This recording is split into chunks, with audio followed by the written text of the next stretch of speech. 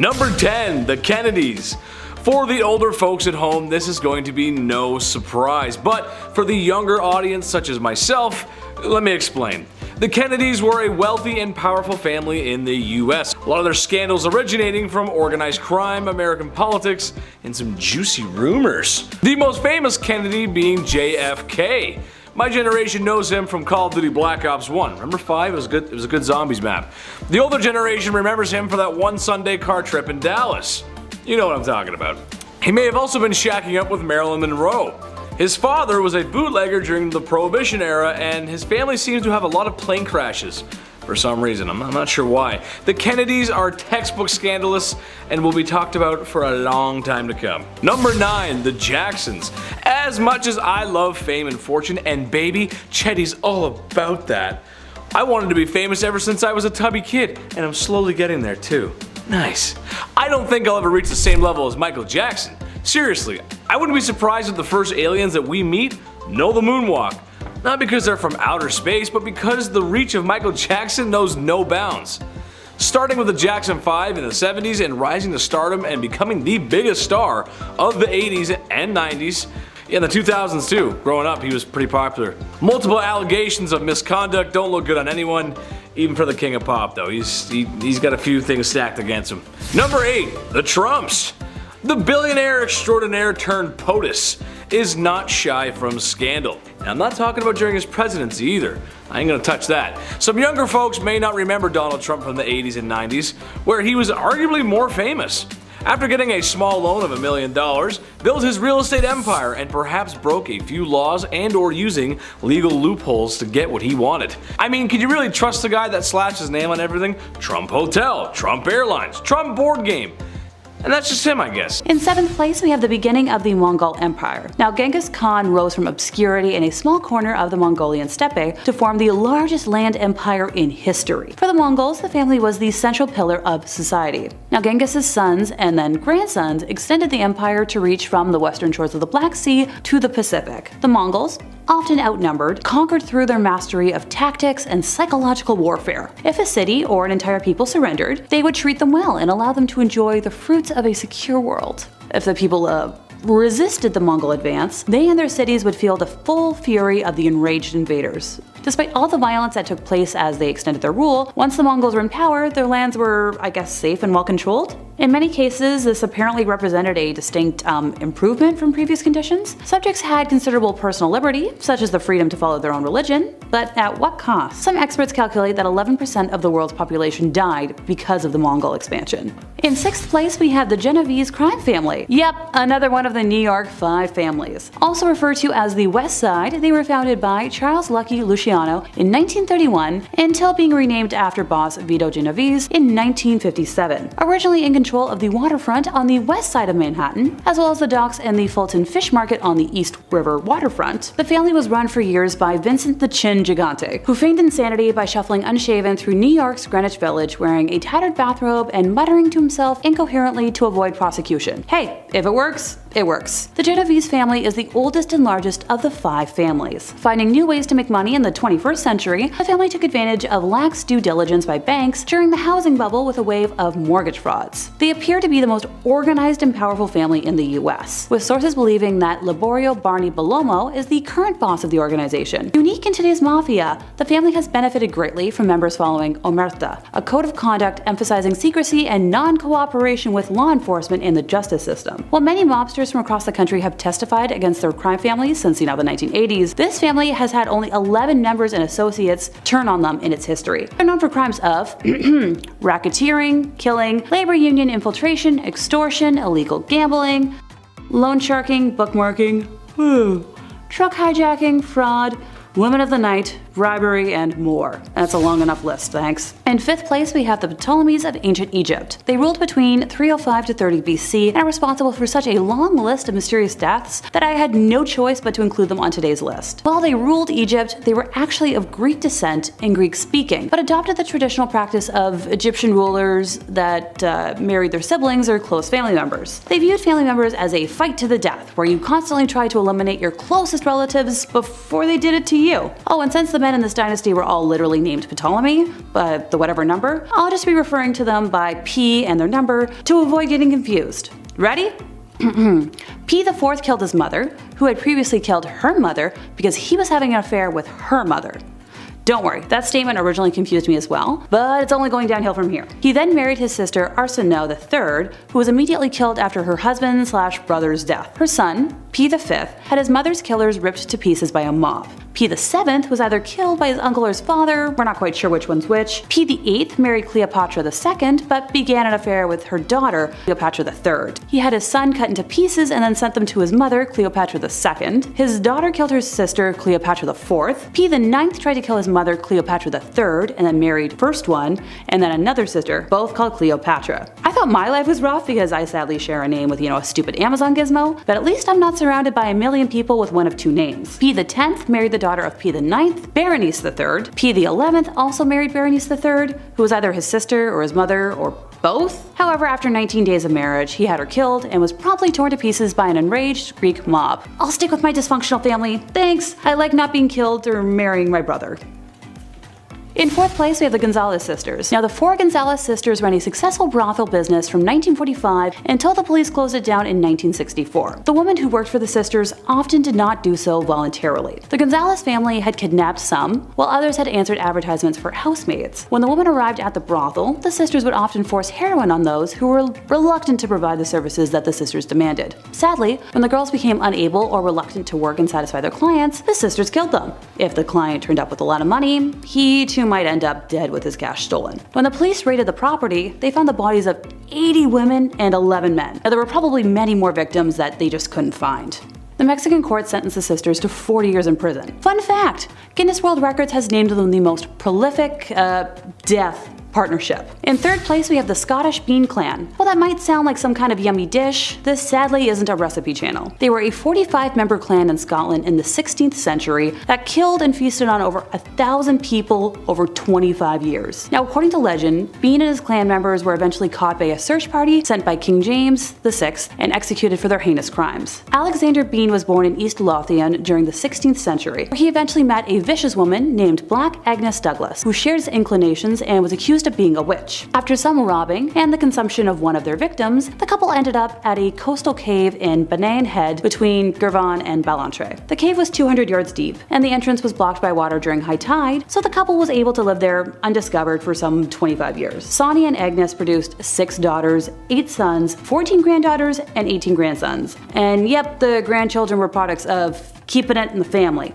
if you catch my drift. This clan thrived by laying careful ambushes at night to rob and end individuals or small groups, bringing the bodies back to their cave where the corpses were dismembered for dinner. They pickled the leftovers in barrels and discarded what they didn't need, which would sometimes wash up on nearby beaches. This strategy was used to help conceal their crimes and lead villagers to believe animals who were attacking travelers. The body parts and disappearances did not go completely unnoticed by the local villagers, but the clan stayed in their cave by day and took their victims at night, so most villagers were unaware of their existence. The clan was eventually captured alive and executed without trial, as people saw them as, subhuman and unfit for one. Sonia and his fellow men had their genitalia cut off and thrown into fires, their hand and feet severed before being left to die. Agnes and the rest of the women were tied to stakes and burned alive, which makes sense for the time period.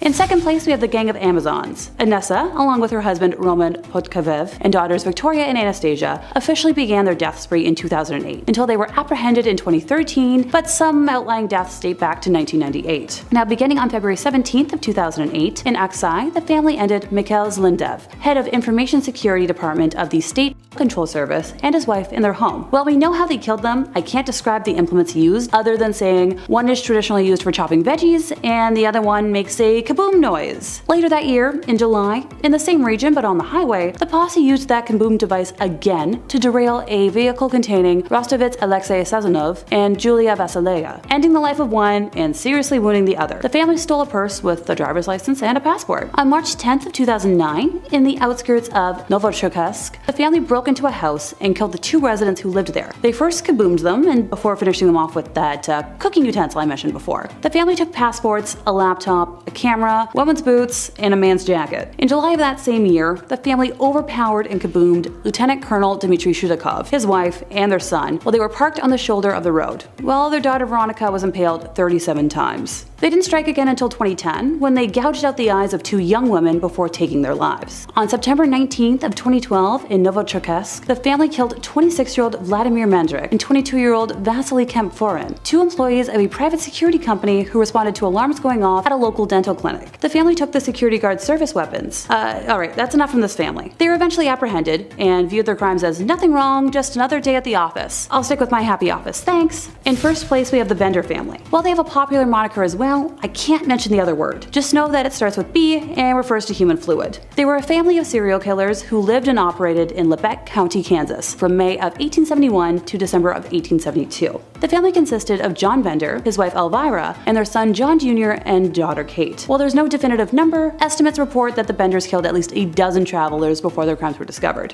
Unsuspecting visitors to the family's bed and breakfast would be hypnotized by Kate to stay for dinner, and would be given a seat of honor at the table that was positioned over a trap door into the cellar. With the victim's back to the curtain, Kate would distract the guest, while John or his son came from behind the curtain and struck the guest on the right side of the skull with a hammer. One of the women would cut the victim's throat to ensure death, and the body was then dropped through the trap door. Once in the cellar, the body would be stripped and later buried somewhere on the property, often in the orchard. Although some of the victims were wealthy, others carried little of value on them, and the Benders had simply killed for the thrill. I can recommend much better hobbies if anyone out there is in need of a thrill. More than a dozen bullet holes were found in the roof and sides of the cabin. Now, the media speculated that some of the victims attempted to fight back, but we don't know. The fate of the family remains unknown to this day. They managed to avoid being captured, and while tales of possible spottings or captures of members are many, none were ever confirmed. And that brings us to the end of our list today. My chosen family might be a chaotic group of performers, but I'm suddenly glad none of us are serial killers. Okay, technically my chosen older brother is a vampire, but that's a very long story for another day. Starting off this list in our number 10 spot, we have the Murdochs. With the high profile of this ongoing case, coupled with the fact that Netflix just released a chilling documentary about the story of this family, it is likely that you may already have quite the idea of who the Murdoch family is. Taylor and I have been watching the documentary series. We're past the first few episodes, and man, is this story wild. A few years ago, if someone asked you who the Murdoch family was, you would have likely described them as one of the most powerful families in South Carolina, with a legal dynasty that has spanned for a century. Now, if I asked you that same question, the answer would be a family who had it all. Money, power, status, but some of the members flew a little too close to the sun, tragedy ensued, and now people have lost their lives and the family has been destroyed. It started back in 2015 with the death of Stephen Smith. It carries on to 2018 when Gloria Satterfield, a long-serving employee for the family, was found passed away after a quote trip and fall accident. These events are both horrible and completely atrocious, but despite the rumors, mysteries, and alleged conspirators of these deaths, things really started to unravel for the family in February of 2019 with the death of Mallory Beach. The young woman met her untimely fate after a boating accident where, allegedly, 19-year-old Paul Murdoch was at the wheel, intoxicated. We could spend hours and hours talking about this family and all of these cases and the conspiracies, but we're short for time, which brings me right to the most recent tragedy. The 2021 killings of that same Murdoch who was driving the boat, as well as the killing of his mother, Margaret. Now, I do believe that people are innocent until proven guilty, but it is important to note that the one on trial for these killings right now is the father and husband to the deceased, Alex Murdoch, the patriarch of the family who is supposed to be carrying on that Murdoch legacy. The stories surrounding this family are horrific, tragic, and a reminder of the dangers that money and power can bring. In our number 9 spot today, we have the Sacklers. This family is the one behind the dynasty of Purdue Pharma, who is best known for producing an exceptionally strong prescription painkiller. Of course, we all know just how big and rich a pharmaceutical company could get, especially one that has been around for quite some time. The company was first created in 1952 by 3 Brooklyn-born brothers, and in the beginning, the company mostly dealt in things like laxatives and earwax removal methods. Soon, things for the company took quite an upwards turn, and before anyone knew it, the family was regarded as one of the most esteemed New York families, but they were also known for their philanthropic tendencies, with their names on museums and hospitals, some of the most famous in the world. You see, the thing is, when they released this painkiller in 1995, it led to them amassing an insane $13 billion fortune. That is obviously incredible, but the trouble came when it was realized that this painkiller wasn't nearly as potent as it was marketed to be, and frequent users would be building up a tolerance to it, meaning they needed to use higher and higher dosages.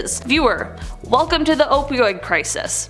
Basically, this all spiraled out of control and led to many lawsuits coming against Purdue Pharma, not only by individuals, but by January 2019, 36 states were suing the company for what the painkiller had done to their citizens. After 2 years of deliberations, the Sacklers finally reached a deal with plaintiffs in bankruptcy court in September of 2021. As part of their Chapter 11 proposal, they agreed to pay $4.5 billion and give up all ownership of the company in exchange for complete immunity and all future opioid liability. Despite this fall from grace, the Sacklers were able to move an alleged $1.36 billion into offshore accounts, so despite their bankruptcy filing and the large sum of money handed over, they will continue to retain quite a large amount of their personal wealth. In our number 8 spot today, we have the Bakkers. Jim and Tammy Faye Bakker were once the most famous televangelists in America, and they certainly were living in quite a lap of luxury. They had beautiful homes, expensive cars, and a ton of money, but that quickly came crashing down amid horrendous scandal. In the late 1980s, after much success, Jim Bakker resigned from the PTL ministry after there was a cover-up to hide some hush money that had been given to church secretary Jessica Hahn over an alleged SA situation. Of course, not necessarily a surprise, but definitely not a good look for a televangelist. This led to more interest in people looking into the family more, and soon it was uncovered that there was some sort of accounting fraud going on as well. The consequences for this came by way of felony charges, conviction, imprisonment, and divorce. That was the end of that legacy, but since serving his time, Jim Bakker hasn't exactly slowed down. He not only remarried and returned to televangelism, but he also currently hosts The Jim Bakker Show, which focuses on the end times and the second coming of Christ while promoting emergency survival products. So,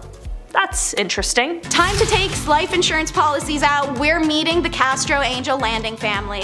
Cult. You know, there had to be at least one coming up. They love to call themselves families after all. Angel's Landing is the name of a 20-acre compound outside of Wichita, Kansas, where Lou Castro and a small group of people lived an inexplicably extravagant life in the early 2000s. His followers were convinced he was an angel seer who saw the future and knew how people were gonna die. Turns out the reason he knew was because he was gonna be the one making it happen. Patricia Hughes showed up dead in 2003, and police turned their attention to the secluded luxury compound. There were high-end vehicles and appliances, well-kept lavish homes, pools, and just a lot of wealth that wasn't accounted for or could be explained. Then Patricia's husband dies in 2006 on compound once again by a freak accident, and Ron Goodwin dived into every bit of personal and financial information he could find on the people living at Angel's Landing. Turns out our buddy Castro took out expensive life insurance policies on certain cult members and had them cashed in by other members when someone in the makeshift family accidentally died. This pattern occurred around every 2 years and for about a decade, unnoticed. Turns out his name wasn't even Lou Castro, but Daniel Perez, a man from Texas with many police reports. Perez was charged with 28 felonies, and in February 2015 he was convicted on all counts and sentenced to 80 years in prison. The cult was later profiled on an episode of Oxygen's Deadly Cult. Next up is Lucky Luciano. We love a fun and flirty nickname, one he earned for success at evading arrest and winning craps games. Lucky was the most powerful chief of American organized crime in the early 1930s and a major influence even from prison and after deportation to Italy. At 10, he was already involved in muggings, shoplifting, extortion. After a 6-month jail sentence when he was a teen, Lucky teamed up with Frank Costello and Mayor Lansky and other young gangs, and later New York's rising crime boss Joe Masseria, who he becomes second-hand man to. In October of 1929, he becomes the rare survivor of a one-way ride when he's abducted by 4 men in a car, beaten, stabbed, had his throat slit from ear to ear, and was left for dead. But he survived and never named his abductors. Metal. Lucky had carefully nurtured his contacts with the young powers and had become the boss of all bosses without ever accepting or claiming the title. By 1934, he and the leaders of other crime families had developed the National Crime Syndicate. In 1936, Lucky was indicted, tried, and convicted for his brothels and call girl empire, and was sentenced to Clinton prison for a 30 to 50-year term. From his cell, he continued to rule and issue orders, and in 1942, the luxury liner Normandy was destroyed in the New York Harbor, and Navy intelligence sought Luciano's help in tightening waterfront security. Lucky gave the orders, and sabotage on the docks ended, and in 1946 his sentence was commuted and he was deported to Italy, where he settled in Rome. He then bounced from Cuba to Naples and continued his crime empire until he died of a heart attack in an airport in Naples, Florida in 1962. A family gang of 4 so ferocious they have a catchy nickname to prove it: the Benders. The Benders settled in isolated Labette County, Kansas in the early 1870s following the New Spiritualism movement. This is because Kate, in her early 20s, was renowned for performing seances that showed off her psychic abilities at the store inn that the family ran. But this wasn't as picturesque as it seems. Historians are very confident that the Benders, living as a husband, wife, young adult son, young adult daughter dynamic, actually weren't even related, and none of them were even named Bender. Well, it'd be no biggie if it wasn't for the fact so many people who happened to pass through Labette County never made it to their final destinations, including a well-known local doctor, William York. After a community meeting about York, attended by both of the male Benders, it resulted in a search party formation, and it was soon noted that the Bender homestead appeared recently abandoned and full of evidence. Near the table where the guests were served was a trap door, and the foul-smelling hole beneath the door was just full of blood and gross stuff. The ground in an orchard nearby the house has been carefully plowed, but one small section was noticeably indented. The ground was dug up and revealed the decomposed body of Mr. York. 8 more bodies are found, skulls crushed, throats cut. Guests at the inn were urged to sit at the place of honor, which was a curtain dividing the house's rooms. While dining, the guest of honor would be hit in the head with a hammer from behind the curtain, his throat cut, and then his body dropped in the trap door to the cellar, Sweeney Todd style. Their motive, robbery, or the thrill of it, nobody actually knows, because despite a reward and several unsubstantial claims of their capture at the hands of various posses, the Benders appear to have gotten away with it, and their grim story continues to intrigue. One of the few mafiastos to be executed is Louis Lepke Butchyalter. Nicknamed Lepkele, Little Louis in Yiddish, then shortened to Lepke, this crime boss was a quiet man for years, managed to avoid public spotlight. In conversations with criminal associates, Lepke preferred listening over talking. He was an overall nice man, appreciated by the community for how he aided his neighbors. He generously compensated his crew members and took them to hockey games, boxing matches, and even winter cruises. He married a widower named Betty and adopted Betty's child from the previous marriage. In the early 1930s, Lepke created an effective process of performing contract killings for the Cosa Nostra mobsters. It had no name, but the press 10 years later called it Murder Inc. The Cosa Nostra mobsters wanted to insulate themselves from any connection to these killings. So, Lepke's partner would relay the contract request from the Costra to Lepke, who would assign it to a street member who had no connections with any major crime family. If they were caught, they could not implicate the Costra members in the crime. They were soon completing jobs all over the country for their mobster bosses, grossing over $1 million in profit per year. Ultimately, Lepke is cornered and forced to surrender after 3 years of hiding when the killing of Joseph Rosen, an informant, goes awry. He's tried for the killing of Rosen alongside 3 other murders, and Lepke is found guilty and sentenced to death. He exhausts his 4 appeals, but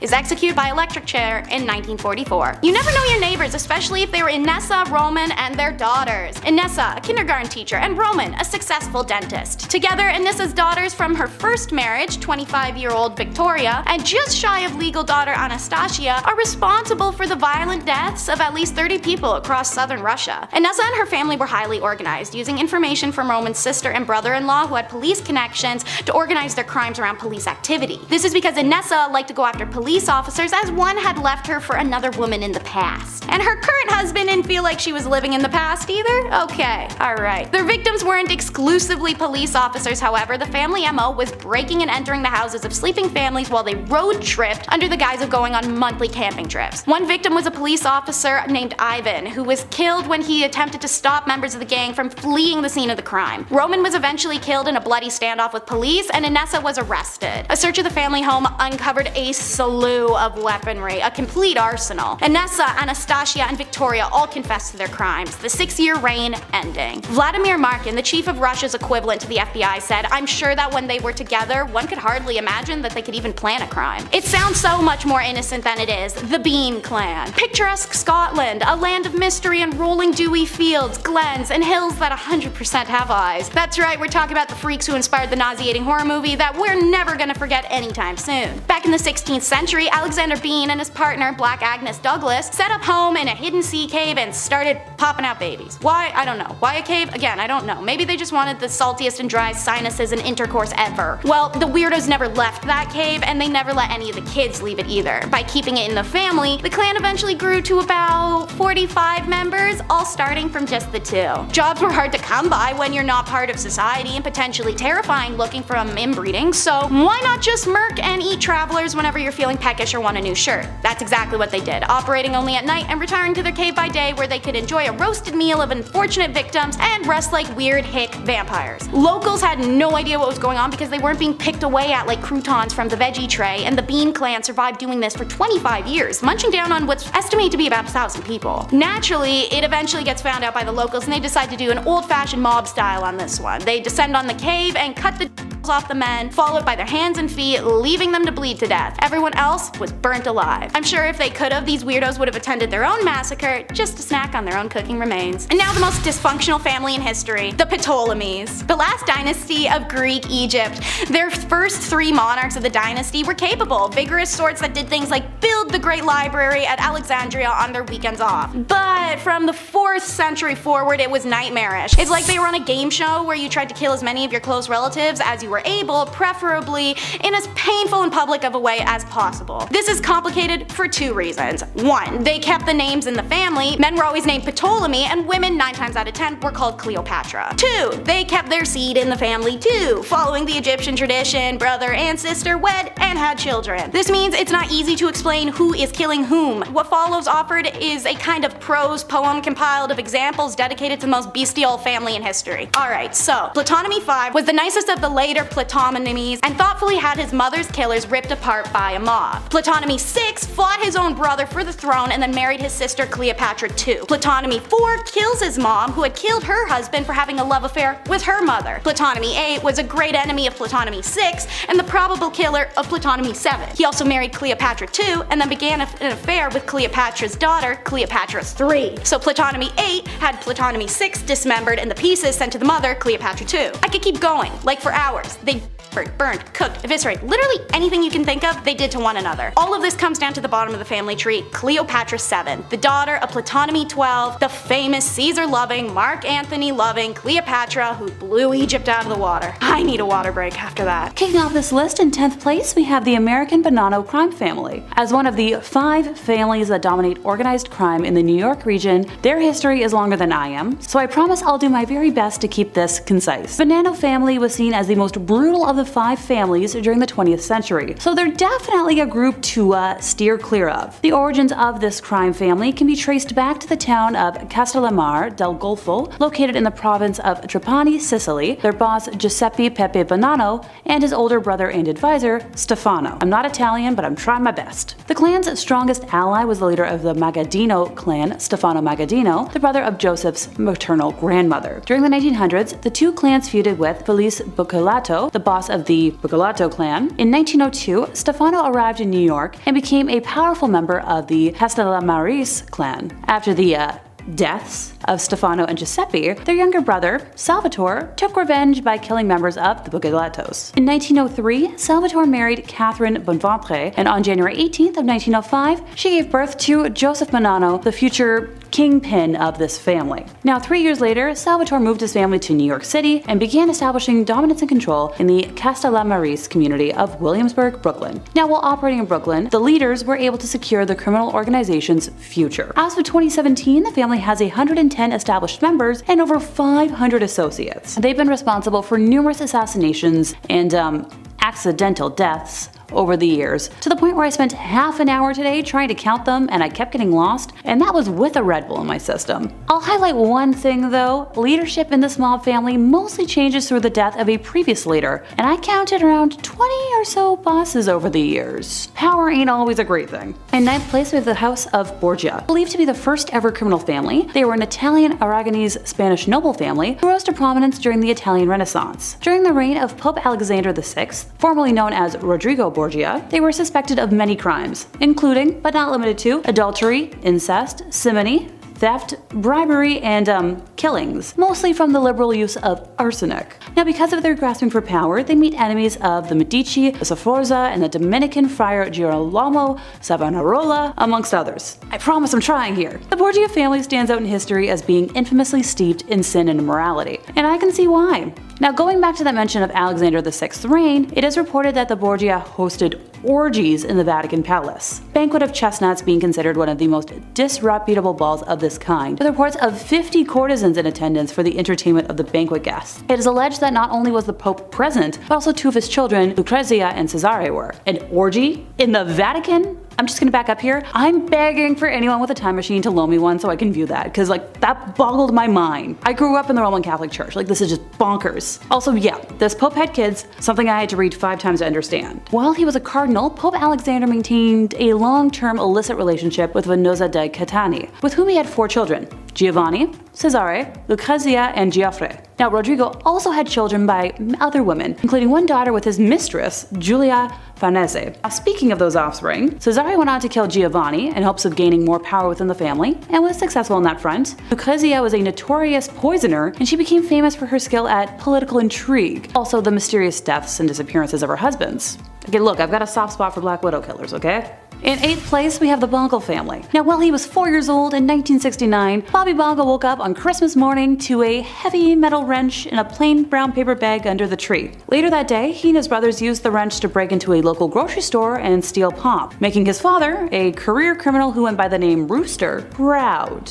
Now, the Bongo family crime spree spanned over 4 generations and crossed multiple states, from Texas to Oregon, beginning in the early 1920s with ancestors who were moonshiners and carnival workers, and involved hundreds of felonies covering just about every genre of lawlessness, from death and sodomy to burglary and insurance fraud. They stole everything, from chickens and cows to lumber and metal, and once broke into a government-run fish hatchery just to gorge themselves on salmon. When the children were barely in middle school, they were already stealing really big trucks. Now, unlike other vicious families on this list, being part of a close, loving, and supportive family is what made them what they are. Granted, nobody in this family was especially bright. They killed people and then would make calls to their mom from the victim's home phone. They once melted a stolen safe with a torch and then tried to spend the burnt money. I feel like y'all get the gist of it. But yeah, that's a heck of a family legacy. In our number 7 spot today, we have King James I.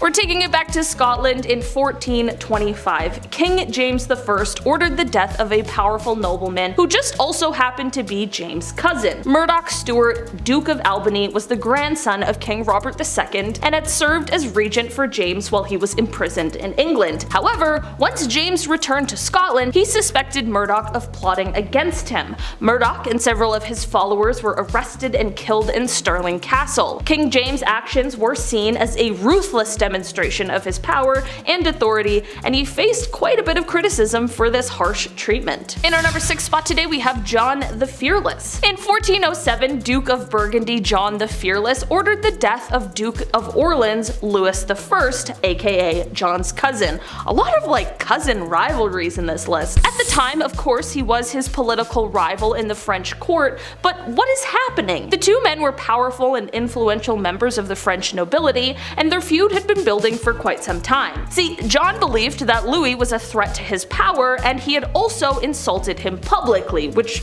for sure doesn't help the case. Louis was ambushed and killed by a group of armed men in the streets of Paris. John was heavily criticized for his actions, and the incident even went as far as to spark a civil war in France. The conflict lasted for several years and resulted in political instability and, sadly, lots of lives lost in France. In our number 5 spot today, we have the Brutal Benders, also known as the Bloody Benders. If their name didn't hint towards it, they were a family of who operated in Labette County, Kansas in the late 19th century. The family consisted of John Bender, his wife Elvira, and their adult children Kate and John Jr. They ran a small inn and a general store that became a popular stop for travelers passing through the area. However, the family was also known to rob and/or kill their guests. Just a minor inconvenience if you want to stop in at the inn. They would lure travelers into their home, act friendly, and then completely switch on them. The family's crimes were eventually discovered in 1873, but they fled the area before they could be brought to justice. Lovely. What year was this again? I don't think they're alive anymore, thank God. Well, who knows? In our number 4 spot today, we have Fred and Rose West. We've heard of Bonnie and Clyde, but what about Fred and Rose West? Ugh. The two were a married couple who committed a series of brutal killings in England during the 1970s and 80s. Their victims were usually women, and they buried their bodies in and around their home. The couple couple was thankfully arrested in 1994 after police discovered the remains of several victims. While awaiting trial, Fred took his own life in prison. Rose was found guilty of killing 10 people and was sentenced to life in prison without the possibility of parole. Definitely one of the worst when it comes to British criminal history. In our number 3 spot today, we have the Cray twins, Ronnie and Reginald Cray. Where do I even begin here? On paper, these twins were lavish, they had very bubbly personalities, and were often associated with celebrities and politicians. Deep down, these British gangsters were much, much more. The Cray twins operated in London's East End during the 1950s and 1960s. They were involved in organized crime like protection rackets, arson, and they took a handful of lives. They were eventually arrested and sentenced to life in 1969 for killing Jack McVitie and George Cornell. The Cray's legacy has been depicted in many films, books, and documentaries, and they remain among the most notorious figures in British criminal history. In our number 2 spot today, we have King Rudolph II. We'll do a little palate cleanser before we finish off out with big bad number 1. King Rudolph II, the Holy Roman Emperor in 1552. He was known as a collector of sorts. Some royals collect stamps, others collect zoo animals. Okay. His home was dangerous, to say the least. His castle was home to lions, tigers, and orangutans, so good luck getting 8 hours of sleep. Not gonna happen. He also liked to collect human artifacts. That one's a little bit more jarring than the zoo animals, right? I mean literally, King Rudolph II had random bones and body parts in jars, all in the name of science. Watch out for the animal droppings and the jars of teeth. Welcome home. King Rudolph II is of course quite important in history as he supported the scientific revolution quite a bit, hence the jars. You know, he also poured tons of money into astrology. He's into the cosmos and the kidneys. What a guy, alright? It's got a lot of interests. In our number 1 spot today, we have Paul Bernardo and Carla Homolka. We'll end on our least favorite Canadian couple, Paul Bernardo and Carla Homolka. They committed a series of brutal assaults and killings in the late 1980s and early 1990s. Their victims included Homolka's sister, as well as several other young women. Absolutely disgusting. Bernardo was known for his inhumane acts in Scarborough. He even had a nasty nickname for them before his true, even more disgusting identity was revealed. The couple has since been dubbed the Ken and Barbie killers due to their wonder-bread appearance. Homolka had made a plea with prosecutors testifying against Bernardo in exchange for a reduced sentence. Meanwhile, Bernardo was eventually convicted of several charges and was sentenced to life imprisonment without the possibility of parole. Hashtag by Ken. Starting off this list, in our number 10 spot, we have Cleopatra and Ptolemy VIII. We'll head over to 47 BC, at a time where ancient Egypt was a little different. We often think of Cleopatra's end, but the beginning of her life was quite hectic as well, even for the royal family. Cleopatra had 2 younger brothers who both ruled with her after the death of their father, Ptolemy XII. Ptolemy XIII initially ruled with Cleopatra. They were a historical duo, but they soon became rivals. Ptolemy wanted the throne to himself, so he attempted to seize control of Egypt. This led to a civil war in which Cleopatra was exiled. However, after Caesar defeated Ptolemy's army and restored Cleopatra to the throne, Ptolemy XIII drowned in the Nile River while attempting to flee a battle. Talk about family drama. I thought mine was bad, but dang. In our number 9 spot today, we have King Henry VIII. Henry's marriages were significant in the history of England because they played a major role in the English Reformation and the establishment of the Church of England as a separate entity from the Catholic Church. Yeah, a few of those family scandals ought to do it. Catherine of Aragon, Henry's first wife, he quickly divorced after she failed to produce a male heir. Anne Boleyn, Henry's second wife, who he of course married immediately after his divorce from Catherine, a little sketchy, well, she was later accused of adultery and treason and lost her head. It wasn't good. Jane Seymour, Henry's third wife, gave him this long-awaited male heir, Edward VI. Sadly, she died soon after giving birth. Next was Anne, Henry's fourth wife, whom he married for political reasons but found unattractive and divorced shortly after. He saw a painting of her before and she didn't match the image. Swear to God that's what happened. Like, What in the Tinder? This guy is absolutely insane. Next was Catherine Howard, Henry's fifth wife, who was only 17 at the time. She was accused of adultery and also lost her life. Catherine Parr, Henry's sixth and final wife, survived him for a change and went on to marry again after his death. Divorced, beheaded, died. Divorced, beheaded, survived, alright? Study that for your history test. In our number 8 spot today, we have Julia the Elder. Julia Caesaris was the only biological child of Roman Emperor Augustus. She was born in 39 BC and was married to Marcus Claudius Marcellus, but later got caught up in a series of scandals that brought shame to her family. So much so that her father actually exiled her to a small island off of the coast of Italy in 2 BC. She remained in exile for several years and her marriage to Marcellus was annulled. In 2 AD, Augustus allowed her to return back to the mainland, but she was still considered an outcast and was forced to live in seclusion for the rest of her life. This was less than 10 years after her mother had suffered the same fate. What an absolute nightmare. Number 7, the Rockefeller. Donald Trump might have been a billionaire or the most famous billionaire, but I still think J.D. Rockefeller takes the cake. And his family, actually. A little history lesson here. Rockefeller, in a nutshell, was the first modern billionaire. Bruce Wayne, Tony Stark levels of wealth. Seriously, he was pretty rich. When oil and gas became big business in the late 1880s because Industrial Revolution, cars, we need oil, his company, Standard Oil, slowly rose up until they had a monopoly on the oil industry.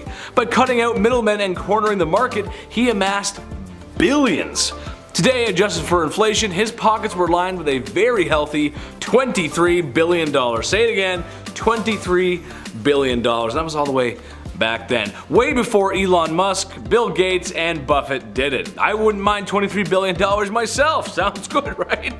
Oh, all the McDonald's I could have. Oh yeah. Number 6, the Coppolas. Imagine being a not so well-known director, then Marlon Brando walks in the room and goes, "Let's make a movie." The Godfather, great movie, right? Well, it seems that filmmaking runs in the family. Awesome. A whole family of people involved in film. You gotta love that. I love film, that's awesome. However, for those fans of The Godfather, which if you haven't seen it, please do. It's a masterpiece, go see it. What's not a masterpiece, however, is The Godfather 3. You can skip that one. I can just imagine the look on people's faces when they thought they were going to see a trilogy completed masterfully. It's a real stinker, folks, for many reasons, but a big one is Sofia Coppola, who plays Michael Corleone's daughter in the movie, which in real life is Francis Ford Coppola's daughter, the director of the movie. Imagine taking one of the best movie licenses of all time and almost single-handedly ruining that. Sorry, Dad. Number 5, the Kardashians. Everybody knows the Kardashians. Everybody and everyone knows that they've had tons of scandals. Kim Kardashian being married to Kanye West is just scandal by proxy. Come on, that guy's crazy. She also had a tape that got out. Not her best moment. Mr. Kardashian was a lawyer on the O.J. Simpson case where he may or may not have done it. And of course, Kris Jenner married Bruce Jenner, and who's now the fabulous Caitlyn Jenner, and her daughter was in a weird Pepsi commercial this one time, and this whole list could be about them, honestly. Strangely enough, for people who generally don't have talent in Hollywood, they sure get a lot of press. Which at some point is annoying, I'm sure. But be nice, paparazzi, or no Christmas presents. I know Santa Claus, and I'm keeping a list. It's early, but I'm keeping a list this year. Number 4, the Queen. Being the Queen of England is hard, or so I'm told. I mean, it must be kind of nice to sit in a big palace all day, eating cucumber sandwiches, and getting lost in such a big place. I know I would. I would get lost for sure. The royal family, however, are no saints and have their fair share of scandals. Prince Andrew has gotten himself into some trouble in recent tabloids. But for some who don't know, Prince Harry was quite the wild child 20 years ago. A prince on the loose, if you will. Not to mention the whole debacle with Princess Diana. The car accident is a little sus, not gonna lie. Even way back in the day when both world wars were on, there was some minor cover-up to hide the family's German heritage. Kinda hard to fight the Germans when your queens are one of the Germans. It just doesn't make a lot of sense. As long as there's a crown, there's always gonna be scandal. Number 3, Wally World. That's what my family calls Walmart. I don't know, that's just what we call it. The Walmart family is quite wealthy, and tied to the Walmart Corporation, of course. And if you didn't know, Walmart doesn't have a squeaky clean track record. You mean a multi-billion-dollar department store, located in over 20 countries around the world, hasn't been to every rule and law applied to them? Oh, I'm shooketh. Not to diss Walmart, I love you guys. You got some good deals there. but there's no way anyone at home hasn't heard horror stories about working there. Come on, I know you're like, yeah, you're thinking about it right now, I know you are. On a more heinous note, Walmart's production methods are uncouth, as they use a version of labor I'm not allowed to say on YouTube. But in short, their clothes are cheaply made and then sold at a huge markup. But because the production was so cheap, you can walk in there and buy a shirt for $15 and you feel like you saved. You feel good. Oh, there's a McDonald's. I'm gonna go there later. Nice. It's great. I love capitalism. It's the best. Number 2, the Genovese. Probably the most infamous crime family to ever exist, or ask for protection money. One of the 5 families of New York, the Genovese family were wise guys, good fellas, tough guys, made men, part of the crew, and like Don Rickles said once, probably sat around all day and smelling their guns. I love Don Rickles. It would be difficult to quantify everything the crime family had going for them. What separates the Italian mafia from everyday hoodlums is that they are organized, hence the name organized crime. Profiteering off anything they could, really. Illicit substances, rackets, scams, gambling, and connections everywhere, really. Watch The Irishman. It's on Netflix. It's a good movie. You'll know what I mean. Hey Frank, what do you want to do later, Frank? Number 1, the Clintons. Hillary, don't come in the room. Probably the grooviest president ever to hold office. Bill Clinton was president around the time I was born, so I'm not that familiar with his politics and policies. And when I think of the late 90s, I think of Nintendo 64, Tony Hawk, and MTV, so it would be difficult for me to talk about that in any way, really. Is the Clinton family a bunch of wealthy American leaders who have some ill-gotten gains and email deleters? Yes, most likely, but you all know why this is number 1, don't you? Did you really think that me, Big Chetty, was going to talk about Clinton and not talk about his impeachment? Being one of only 3 presidents to have that process fully started. Interesting, I didn't know that. What were you guys thinking about? What were you talking about? There's nothing else he did wrong, right? He's innocent, he's good. Who? Monica Lewinsky? Who's that? She did what with his what? So, to start, it's Genghis Khan. That's probably the most obvious start in this case. Good old Genghis was the ruler and emperor of the Mongol Empire, the largest empire in history. How'd he do that? Well, even if they were outnumbered, which they usually were, the Mongols were masters of tactical and psychological warfare. They always had one-time offer for any city or civilization they came across. If this people in the town surrendered, the Mongols would treat them well and allow them the fruits of a secure world. They had considerable personal liberty, religious freedoms, and overall more rights. Once the Mongols were empowered, their land was safe and well controlled. If, however, the people resisted the Mongol advance, they and their cities would feel the full fury of the enraged invaders. The Mongols were violent, decapitating a path from the west shores of the Black Sea to the Pacific. Some experts calculate that fully 11% of the world's population died because of the Mongol expansion. He died in 1227 himself after defeating the Tanguts, and he left his successor and sons to handle everything. Don't think they're any better, however. His grandson told the Pope that he'd only protect Christian pilgrimage to Jerusalem if the Pope brought every king of Christendom to Khan to swear fealty. And his son committed one of the worst Mongol atrocities recorded against the Oryats. So I could go on, but we got more freaks to talk about. Your takeaway is don't mess with a Mongol. Ed Hardy fans, you'll know this one, the Krays. Dramatized in the 2015 movie Legends, these identical twins are unique in comparison to other criminal empire leaders. They ruled East End London with an iron fist during the swingin' 60s. Their criminal empire depended on robbery and protection rackets to thrive. The Krays and their associates would ensure compliance by readily resorting to arson, assault, and killings. The fear they inspired stopped even the most cowardly of snitches from saying a peep. They operated out of a nightclub and they were familiar figures on the street. But the streets are different during the day, and surprising to many, ordinary people who were untouched by the Krays' business interests actually revered them. They acted as a sort of local authority, helping people with their problems, debts, hurtful spouses, or failing homes. They guaranteed safety on the street and delivered it. It wasn't even just the ordinary people that admired the Kray brothers, but celebrities and politicians too. The police arrested them in 1968 after Ronnie's mental decline, caused by his refusal to take medication, led to the operation to make some sloppy mistakes. AKA, he literally killed 2 people at separate public events. 2 occasions, guys. Ronnie was sent to a high-security psychiatric facility due to his instability, but also his homosexuality. Unfortunately, that's how the times were. He died in 1995 while his brother died in 2000, 5 weeks after authorities released him from prison on a compassion ground for his terminal cancer. This Spanish family has lurid tales, but there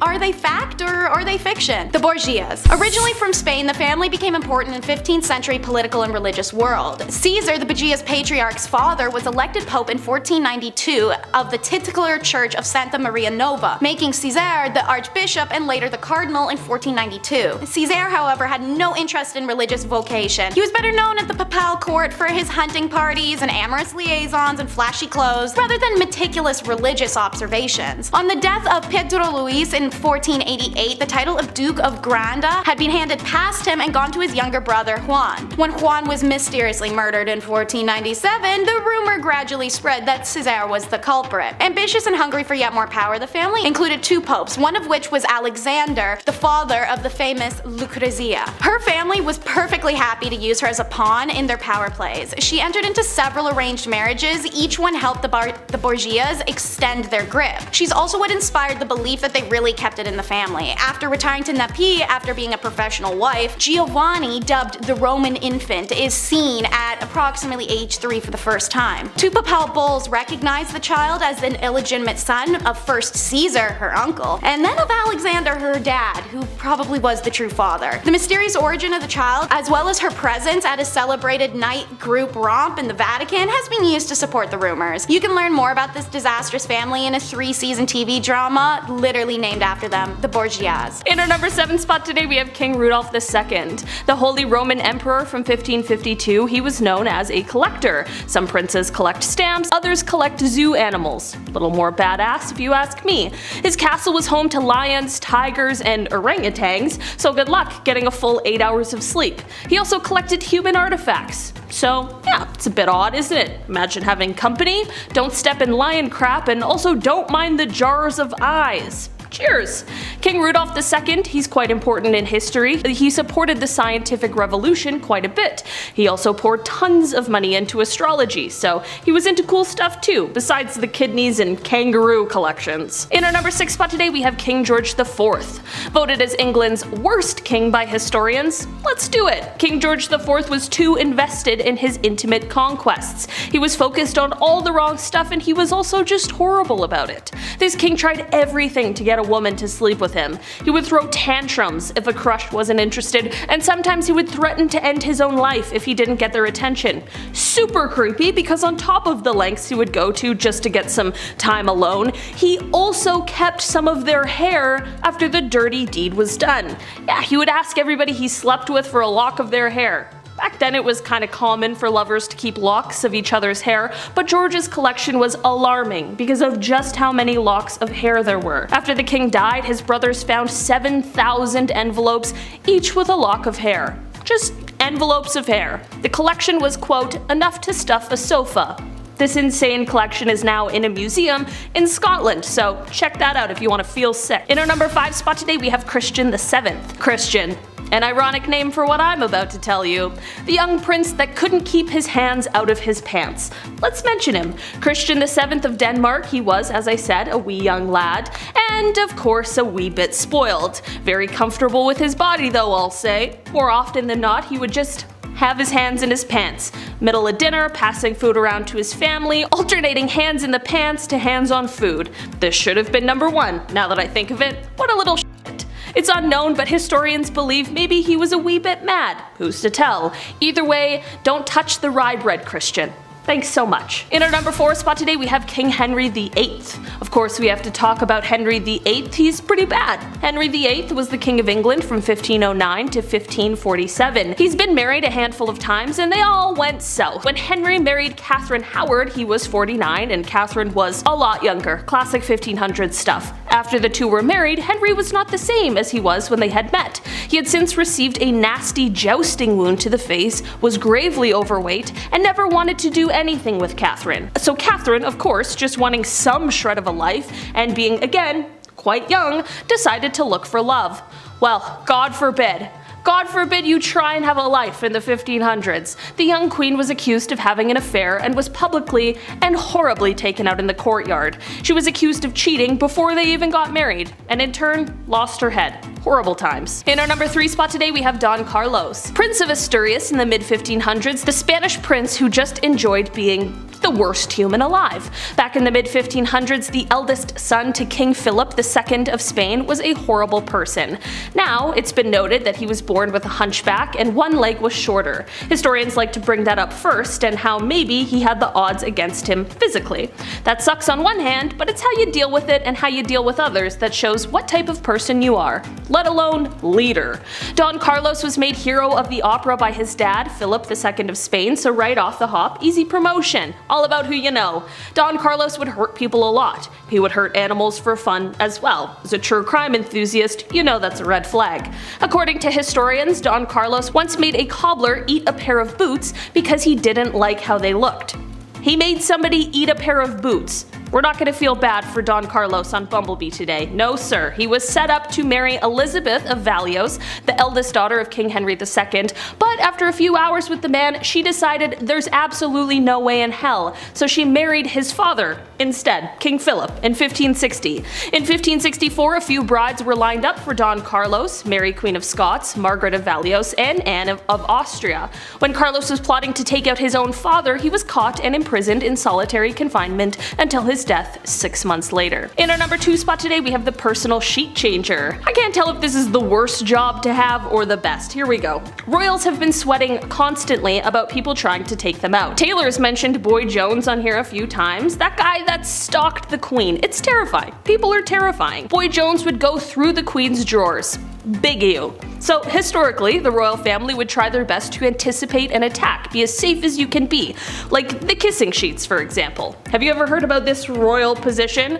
A great deal of monarchs hired taste testers to make sure nobody poisoned them, and they also had a guy get tucked in the king's sheets. I would much rather have the latter. King Henry VIII hired somebody to make sure his bed wasn't poisoned, so you were required to make the king's bed every morning, but you also had to rub all the sheets down before bedtime. You'd have to kiss the bed sheets to make sure that they weren't poisoned. Sleep tight, all safe here. Don't mind the bad breath on all of your pillows. You're safe though. Alright, time to clock out for the day. Clothes as well, that was touched. Maybe not kissed, but for sure touched. Guys wearing my clothes in my bed, no way I'd rather get poisoned. Take my jeans off. In our number 1 spot today we have King Louis XIV. We gotta talk about perhaps one of the worst sights to see in the royal household. Back in the olden days, enemas were the talk of the town. Rather, the palace. Like most things in the 1400s, only the rich could afford the enema supplies, specifically King Louis XIV. Guy loved enemas. It is believed that over the course of his life, Louis XIV received thousands of enemas.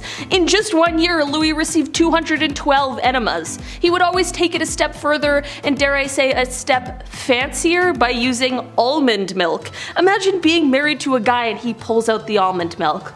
Like, not again, Louis, come on. I just ate, man. No. Starting off this list, in our number 10 spot we have King Henry VIII. We'll start off this list with some 1500s dating drama. I love it. The 4th wife of Henry VIII, Anne of Cleves, was married to King Henry for 6 months. It was seen as quite strategic, actually. See, Henry's chief minister convinced him to marry one of the sisters of Germany's duke, either Anne or Amelia. So in order to decide, Henry requested that Hans Holbein, famous painter, travel all the way to Cleves to paint a portrait of each sister. This is like ancient Tinder. It's wild. This man compared portraits for a few days and then finally chose Anne because every man praiseth her beauty. He even compared her to a silver moon. I've never heard Taylor compare me to the silver moon, so it seems like he's gonna step his game up. So eventually a treaty was signed, and a few weeks later Anne arrived to England. Henry was beyond upset because when she arrived, she apparently looked nothing like the portrait.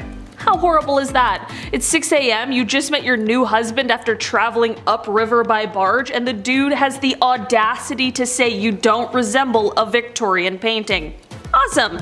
He even tried to stop the wedding, but it was too late at that point, so they had to follow through. Imagine still having to follow through. On January 6, 1540, their marriage was official, but soon after Anne gladly accepted the divorce, then lived as the king's sister peacefully until her death in 1557. Historians believe that it was cancer. In our number 9 spot today we have King James. Before I dive into this one, guys, don't forget to hit that thumbs up if you're enjoying the video. It does really help us out. Not to be confused with LeBron James, this is a different king. In an official 16th century medical book, the actual medical advice at one point was to not bathe. Quote, "Use not baths or stews, nor sweat too much, for all openeth the pores of a man's body, and maketh the venomous air to enter, and for to infect the blood." First of all, why is every shred of medical knowledge from the past always written in riddles? God forbid you have bronchitis in the 16th century, a doctor would be like, "Ah yes, just a drop of ale and a witch's flick, you'll be well on your way." Like, bro, I have pneumonia, please help me. They thought that taking a bath would make you sick, so King James IV apparently just never took a bath, and his hygiene was so bad that he would sometimes pass on lice to others just by being in the same room as them. Even if he was in a room hours prior, but he would give you lice. Doesn't help that the guy had long hair. Guy's got Steven Tyler hair. It's like a lice lunchroom in here. Lice would emit off of this man. Margaret Tudor was married to King James IV. That must have sucked. So itchy. In our number 8 spot today we have King George V. When was the last time you saw a stamp? I haven't seen a stamp in months, but King George V, but he loved stamps. Maybe a bit too much. It was taking many hours out of his days, even when it shouldn't have been a priority at all. King George V continued to collect stamps during World War I. Everybody is trying to stay alive. George is just licking stamps in the library, adding them to collections. Like all collections, the king started at an early age, but in the end of his days, George had albums and albums and albums. So many stamps. He had around 330 albums, each with 60 pages full of stamps. That's so many stamps. In 1905, George set an all-time stamp record. It was the most money ever spent on a stamp.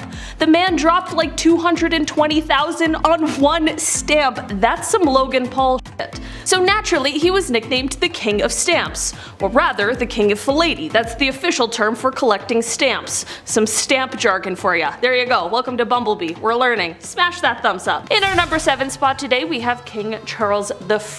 Okay, this is one that goes way back and it really creeps me out. So King Charles I, right now we're on the 3rd, so we're taking it a couple back. King Charles I was tried for treason after the Civil War, and he ended up being beheaded in 1649. I guess in the 1600s everyone was beheaded, so this wasn't necessarily abnormal, which is certainly weird, but that's a history lesson for another day. The weird part of this, however, is that apparently his head was sewn back on his body so that he could sit for a portrait, or it was perhaps supposed to be a sign of respect. Either way, it's very weird and very gross. I feel terrible for whoever's job it was to do that, and I also feel bad for the artist who was forced to paint that. Talk about traumatic. It does certainly make sense though that people say that Charles' ghost still haunts a building because there is no amount of haunting that could make up for being beheaded and then having your head sewn back onto your body. Okay, why'd we do the first part if we were gonna do the second?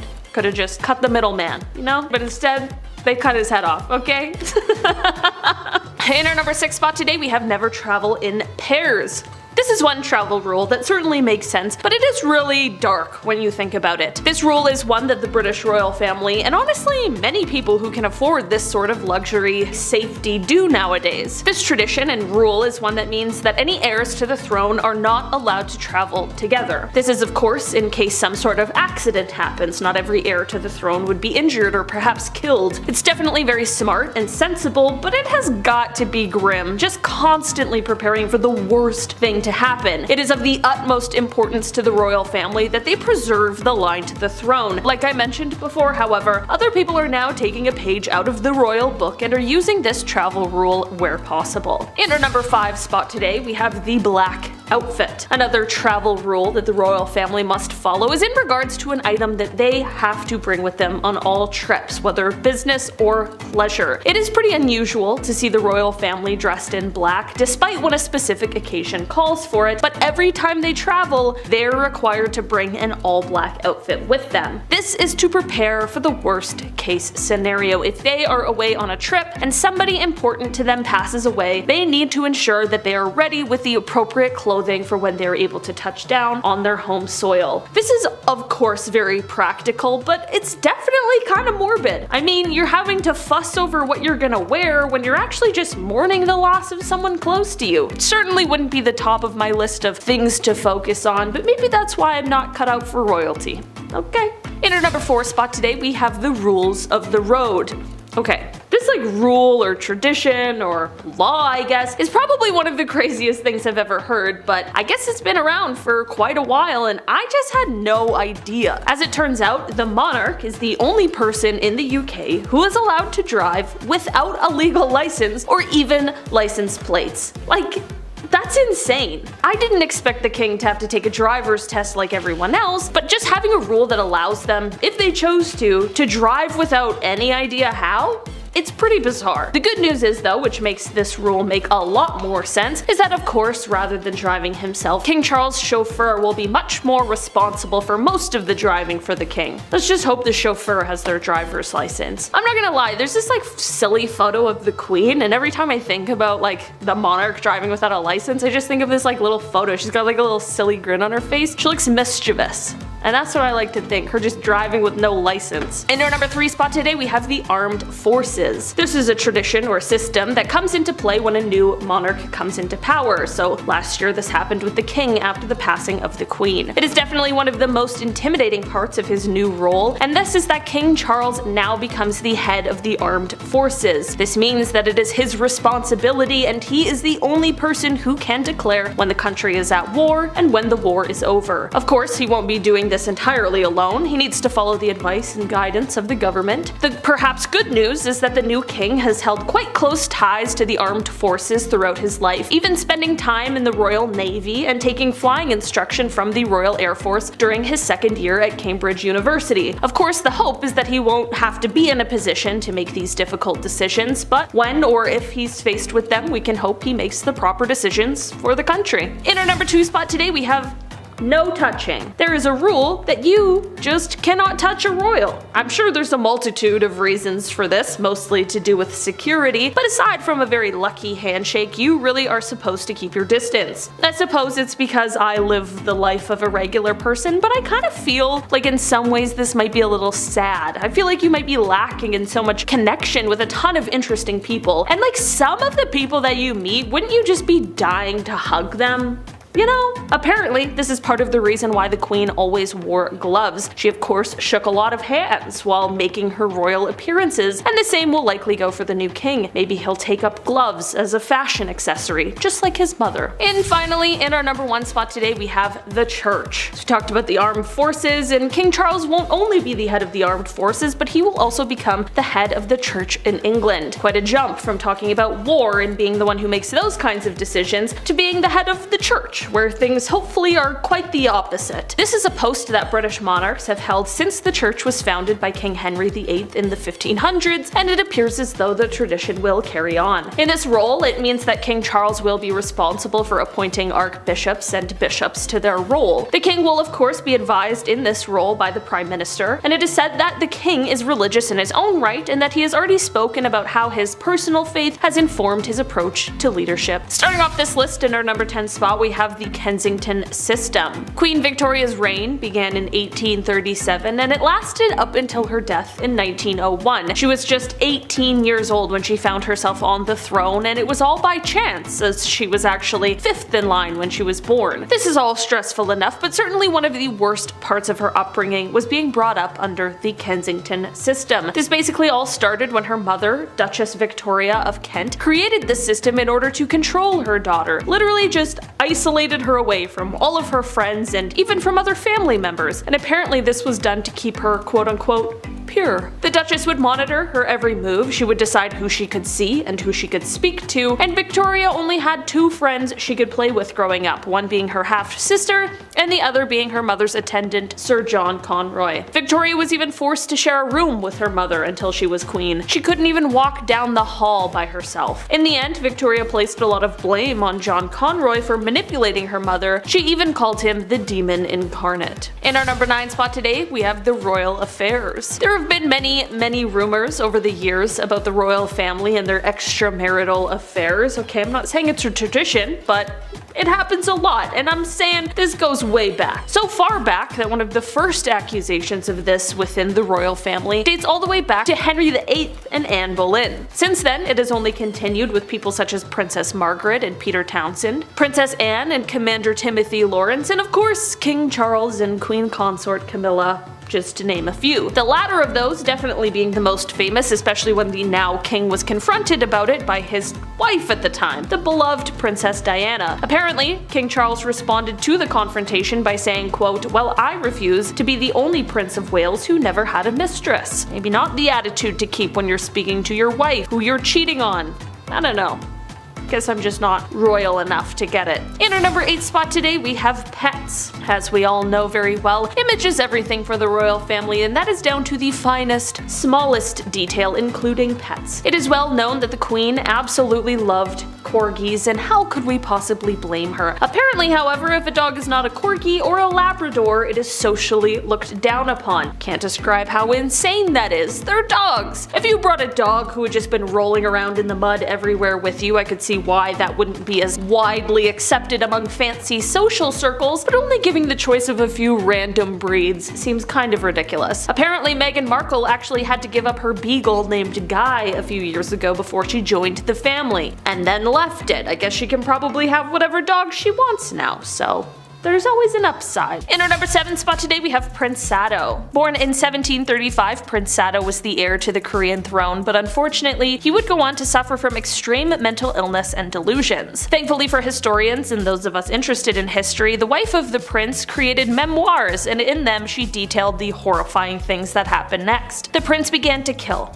He began to hurt and torment people. He basically turned their home into a house of horrors. The prince also endured some pretty horrific treatment from his own father, which of course is not an excuse for the things he did, but it definitely did not help the scenario. Eventually, the family had enough and realized that his behavior would go on to ruin the name of their family forever, so something needed to be done. At the time, tradition stated that if the prince were to be executed, his wife and child would also need to be, but everyone thought that maybe that was a bit too far. Why should they have to pay for his crimes? This led to the king coming up with quite the bizarre workaround for this. On a hot day in July, the king forced the prince to step into a rice chest, which was then locked behind him. This acted as a way to make it seem like he had caused his own death, which is said to have occurred just a few days later. In our number 6 spot today, we have Don Carlos. This little troublemaker never made it to the title of king, but he sure was a little too close for comfort when you hear about the kinds of things he was doing. Carlos was the Prince of Asturias in the mid-1500s, as he was the eldest son of King Philip II of Spain. It is said that Carlos may have had some troubles right from birth, which many believe could be due to inbreeding that was common in the family at the time. Descriptions of his behaviors, though, are far worse than what anyone could have expected. It is said that Carlos did horrible things like hurting or taking the lives of animals for fun. Nowadays, we call that a huge warning sign for potential killers. Back then, it was like, I don't know.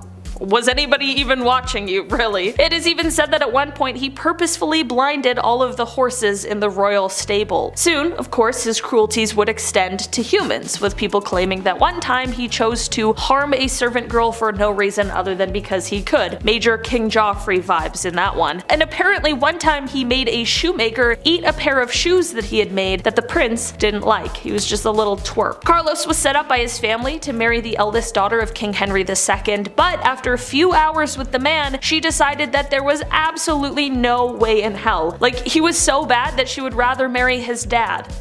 which she did in 1560. In the end, Carlos was found to be plotting to take out his own father, which landed him in prison in solitary confinement, where he passed away 6 months later. In our number 5 spot today, we have Prince John. It is said that this may be one of the darkest secrets of the British royal family. Prince John would have been the uncle of Queen Elizabeth II, but he passed before she was born. Prince John was the 6th child of King George V and Queen Mary, and it is said that he suffered from seizures, likely as a result of epilepsy, although it's hard to diagnose for certain because of all of the secrecies surrounding him and his illness. From the age of 4, when he had his first seizure, until his untimely and very early death, Prince John lived in a separate estate where he was cared for by a governess. Many people have since criticized the royal family, calling their treatment of Prince John as callous or inhumane, like they were hiding him away for being ill. Of course, the palace was concerned with the monarchy's public image, and there was a belief at the time that royals shouldn't have any physical or mental ailments, although that is of course impossible. They also didn't include him in public events, which could have been another image thing, and also perhaps because of a worry that he might have a seizure at one of these events. At the end of the day, it was definitely a different time, but the idea of excluding him because he was ill truly is a really sad thought. In our number 4 spot today, we have Marguerite and Blanche of Burgundy. This is a royal scandal that took place all the way back in 1314, and it starts off with the daughters-in-law of King Philip IV of France. I think that's the 4th. Here's hoping. These young women, Marguerite and Blanche of Burgundy, were accused of having quite a scandalous affair with 2 brothers, Philippe and Gautier. So this already is some hot tea, but apparently when Queen Isabella of England, who is the daughter of King Philip of France, so I guess like sisters-in-law with these ladies, when she heard these stories, apparently she's the one who totally outed their affairs. It was obviously a huge deal, and both of the women admitted to their adultery. This led to them being pretty much erased from public knowledge. They had their hair cut short and they were thrown in a dungeon, and even though Marguerite was meant to be the Queen of France through her marriage, when her husband ascended the throne, she stayed locked in the dungeon until the marriage could be annulled. Little is known about what happened to either of them after this point. However, it is believed that Marguerite passed away in 1315 and Blanche 1326. As for the men in this affair, well, they met quite a gruesome fate that involved the removal of their bits and pieces before their swift execution. In our number 3 spot today, we have the Duggars. Alright, one of the most famous reality TV families, and even before the horrors of this family came to light, they were already a family that had fame due to quite a strange reason. If you're unfamiliar with who the Duggars are, you might be more familiar with the show that they used to have on TLC titled 19 Kids and Counting. Yeah, the show ran on TLC for 7 years until it was cancelled in 2015, and the show featured, well, the Duggar family. The family consisted of parents Jim Bob and Michelle Duggar and their 19 children, 9 daughters and 10 sons, all of whose names begin with the letter J. It was an interesting time, and they seemed like this huge, happy, religious family, but in the years since the cancellation of the show, some horrifying things came to light. Initially, the reason that TLC suspended and then subsequently cancelled the show is because it came to light that the eldest son in the family, Josh, had done some horrible things and acted violently, horrendously, and inexcusably against a number of girls, even some in his own family. Due to the popularity of the show before these serious stories came to light, there was a spin-off show that was created titled Counting On. This show first aired in December 2015 and stayed on the air for a surprising number of years before it was pulled, and the family yet again found themselves in the center of a scandal that had to do with Josh. This time he was caught in possession of a certain kind of tape that no one should have, and that should not even exist at all. I can't say which kind of tape, but just know it's the worst of the worst. These are, of course, some of the worst scandals that have surrounded the family, but truly, it's only a drop in the bucket of the many stories surrounding them. In our number 2 spot today, we have King Juan Carlos. The former King Juan Carlos of Spain, when he first ascended the throne in 1975, was highly looked upon. He was said to be bringing a new age for the country, an age of democracy. His reign lasted for quite a while, but by the time 2014 rolled around, he was forced to abdicate the throne. This was due to a few reasons. Firstly, his public ratings started to plummet after word spread of him being a bit of a womanizer and after an explosive affair, but also because of a lavish elephant hunting trip he took in the middle of an economic collapse. Okay, fair enough, I can see why people were getting their guard up a bit. So the king abdicated the throne in favor of his son Philippe, who sits on it to this day. During this time, however, the scandals in the family weren't only to do with Juan Carlos. In January of 2014, another of his children, his daughter Infanta Cristina, was charged with tax fraud. She has since been acquitted, that happened in 2017, but she was stripped of her title as the Duchess of Palma de Mallorca, and this whole deal had her leaving Spain and moving to Switzerland. The drama doesn't end here, however, because her husband actually was convicted in the case with charges that included embezzlement, fraud, and tax evasion, and he received prison time in 2018. In the end, none of the fraud charges have ever been linked back to the former king, but this entire debacle did cause the former ruler to move out of Spain. With his move came a letter, part of which read, quote, "Guided by the conviction to perform the best service to the Spanish people, their institutions, and you as king, I am communicating my thoughtful decision to move at this time outside of Spain. A decision I make with sadness, but with great serenity. I have been king of Spain for almost 40 years, and during all of them I have always wanted the best for Spain and for the crown." In our number 1 spot today we have the Rothschilds. This family is easily one of the most, if not the most, powerful family in the modern era. In fact, it is said that most of us in the Western world don't even realize the impact this family has had on our lives, as our consumer-driven lifestyle is definitely directly related to the monetary systems this family put in place. This would include the United States Federal Reserve. Because of this insane amount of money and power that this family has held for over a century, there are plenty of conspiracy theories going on surrounding them. The conspiracies run deep, and they go quite dark. They touch on everything from assassination attempts, some successfully completed on sitting presidents, to heinous World War II agendas that would have benefited the family. Of course, they are conspiracies, so no one is quite sure which of these secrets, if any, are true. Even still, the stories and speculations swirl today, waiting for some piece of evidence to maybe bring them to light. Number 10. Dracula. The man, the myth, the legend, Vlad the Impaler. This dude was so down bad, he was the inspiration for Dracula. There's really only one reason why he was so evil, and honestly, it's in his name. Vlad the Impaler liked to impale people, oftentimes alive. As if this was the worst thing thought up by a human being ever, he would leave the pikes on display, creating a horror only the eyes of medieval Europe could see. There's gonna be a lot of bad dudes on this list, some really saucy villains, unsavory characters who will make your skin crawl, but only Vlad has been bad enough to get a monster inspired by him, essentially turning his actions into somewhat of a spooky mythology. Dude gives off some serious goth energy. There's a few portraits of him, but if you look at it, he's got this stare in his eyes, like he wants to impale me or something. Vlad be nimble, Vlad be quick, just wait till you see his sharpened sticks. Number 9. The guy everyone knows. Look, YouTube won't let me say his name, but do we really have to? I mean, it's Mustache Man. Infamous for his bad art and lame book, he was the fascist leader of Germany. The very same leader who forced the world into World War II. Remember that one? Yeah. He's the very same monster who organized the destruction of Jewish peoples in Europe, and if he had his way, probably the whole world. I wouldn't be surprised if you showed a picture of him to anyone on Earth, any country, rich or poor, and they will most likely know who that was. That's the kind of evil that will get you talked about in classes all over the world, and likely for a long time. Eventually, he got what was coming to him, and the world had peace and prosperity, and there was never ever another bad stinky war ever again. Why is he not number 1, you might be asking? Well, that's just because his numbers don't compare to others, which is a very troubling statistic. I'll get to that later. Number 8. Busy man. Most people on this list are not going to need any introduction. Genghis Khan is no exception to that. The Mongol warrior king saw his nomadic empire stretch thousands of miles, being one of history's largest empires. If you've been paying attention in history class, and you should have been, don't skip class or Big Ched will put you in the naughty corner. Bad. Yes, that's right, I just referred to myself in the third person. Speaking of third person, that's how many people Genghis unalived in his bloody conquests. Oh, did I say 3? I actually meant a lot. Did I say a lot? I actually meant a disturbing amount. Some people like to point out that he was accepting of other people's cultures and beliefs. Yes, that is true, but that's after he burned down the village right before he got to yours, and you got forcibly assimilated into his numbers. As you can also imagine, a bloodthirsty barbarian like him did not treat women with much respect.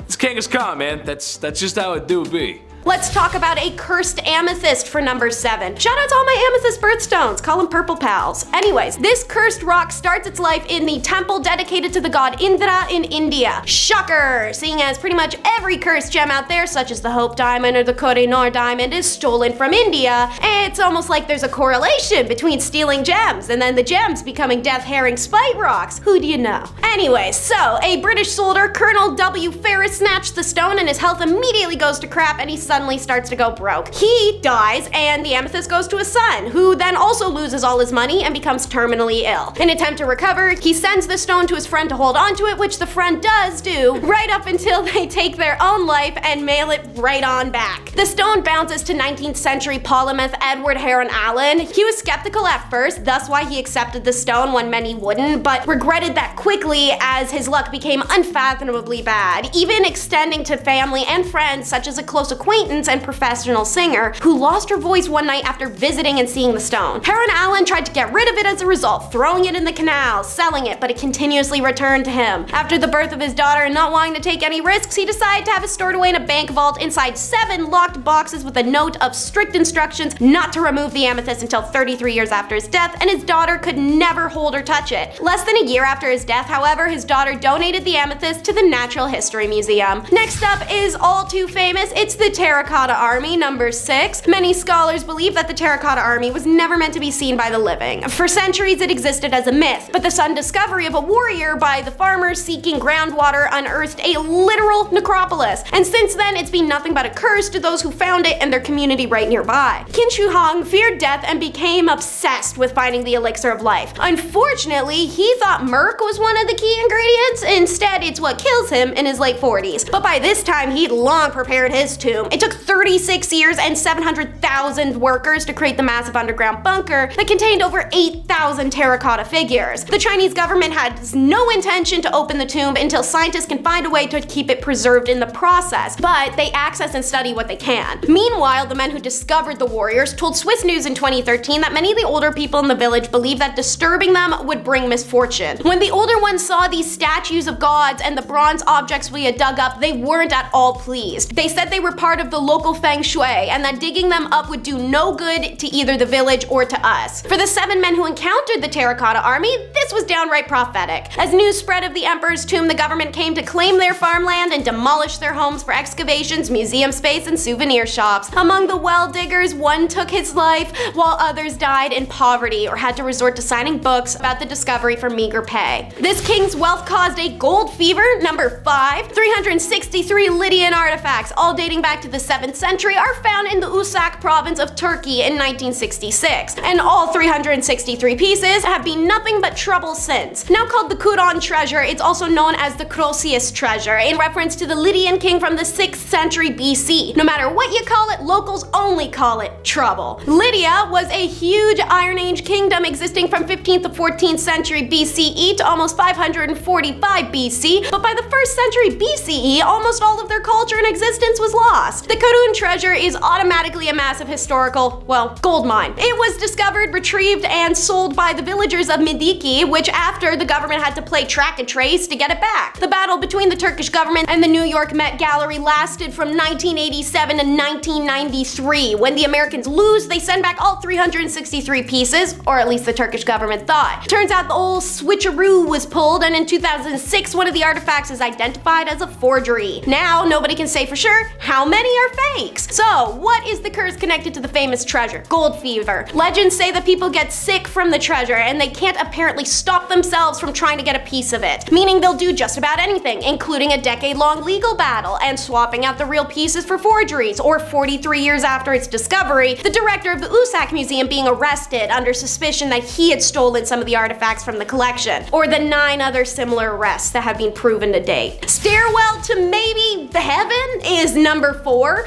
Don't know if it qualifies as a artifact, maybe a super large object, whatever. It's the Queen's House of Royal Museum's Greenwich, home to the first geometric self-supporting spiral stair in Britain. An absolutely hilarious note about this property is that also kicked off the curse of the Loveless Palace is that the house was commissioned by King James I in 1619 for his wife, Anne of Denmark, as an elaborate apology for him swearing at her in public. If anything, I believe his verbal response to be quite measured, considering his wife had just accidentally shot one of his dogs. So, the queen, however, fell ill and died in 1619. At this point, the first floor was completed and hastily capped off. During the reign of Charles I, the construction was started again once more, this time in dedication to his own wife, Queen Henrietta Maria, but this time it was interrupted by the English Civil War and the house is abandoned again, later to be repurposed to hold war prisoners. After the war, it became a boarding school, then a hospital school, then finally a National Maritime Museum. It seems that the building, initially meant for a gesture of love to make up for something foul, never got to be anything but foul and was cursed to remain a loveless place.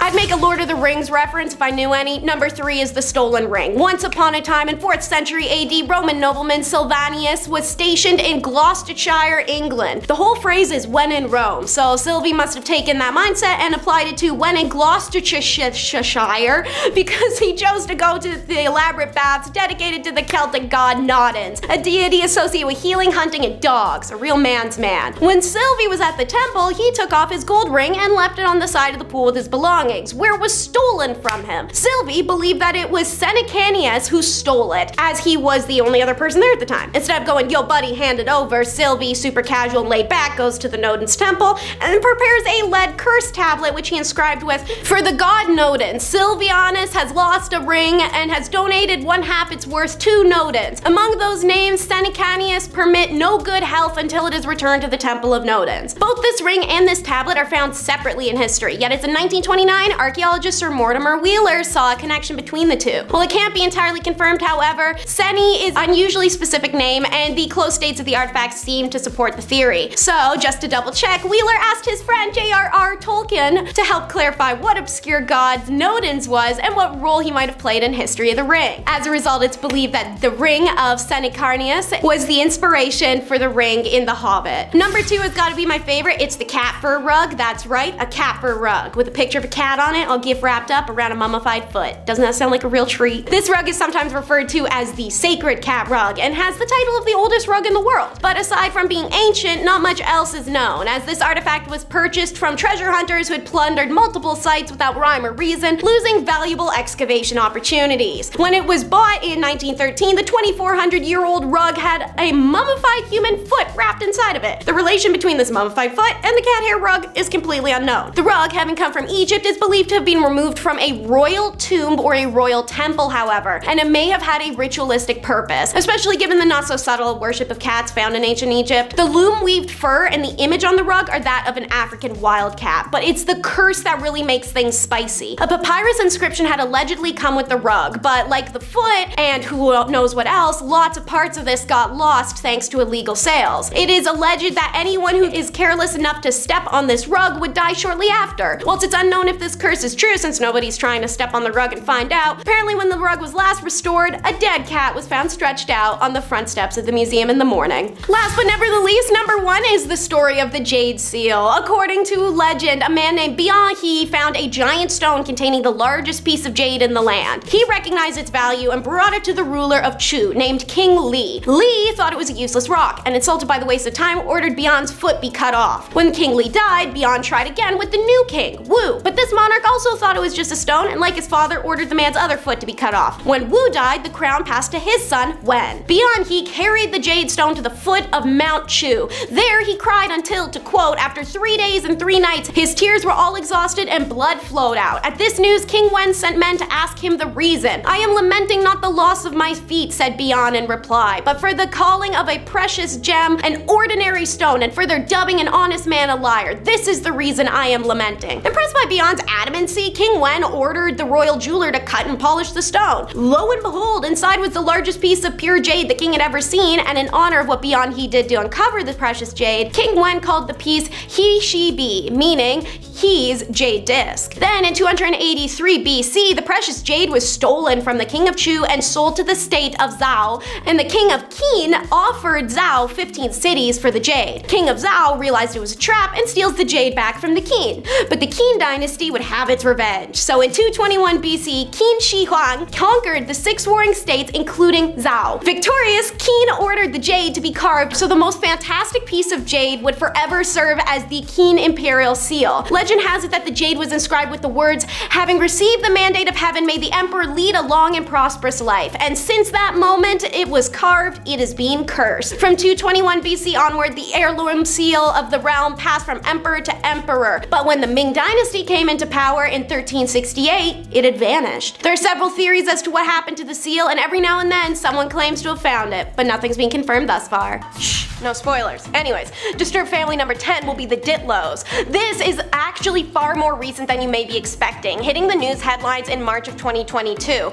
But the nightmare began 6 years before that, when a Polish woman was smuggled into the UK on a minibus under the promise of starting a new life in the country after losing both of her parents. The woman, unnamed but mentioned to be in her 40s, was given this invitation by Isabella Ditlow and her husband Andreas. She was under the impression she'd be a paid caregiver to Isabella so that her adult children Susanna and Camille could go off to college. Police said the victim worked for the family on the outskirts of Birmingham and Enfield for more than 5 years, in conditions that amounted to modern forced labor. She would do grueling tasks for hours on end, 7 days a week, unpaid, barely fed, forced to sleep in a shed without a bathroom or a shower to clean herself, let alone having a blanket. Police later stated she also was kept isolated, not allowed to use the phone or contact any family, and that her Polish identification card was kept from her, which was the only documentation she had.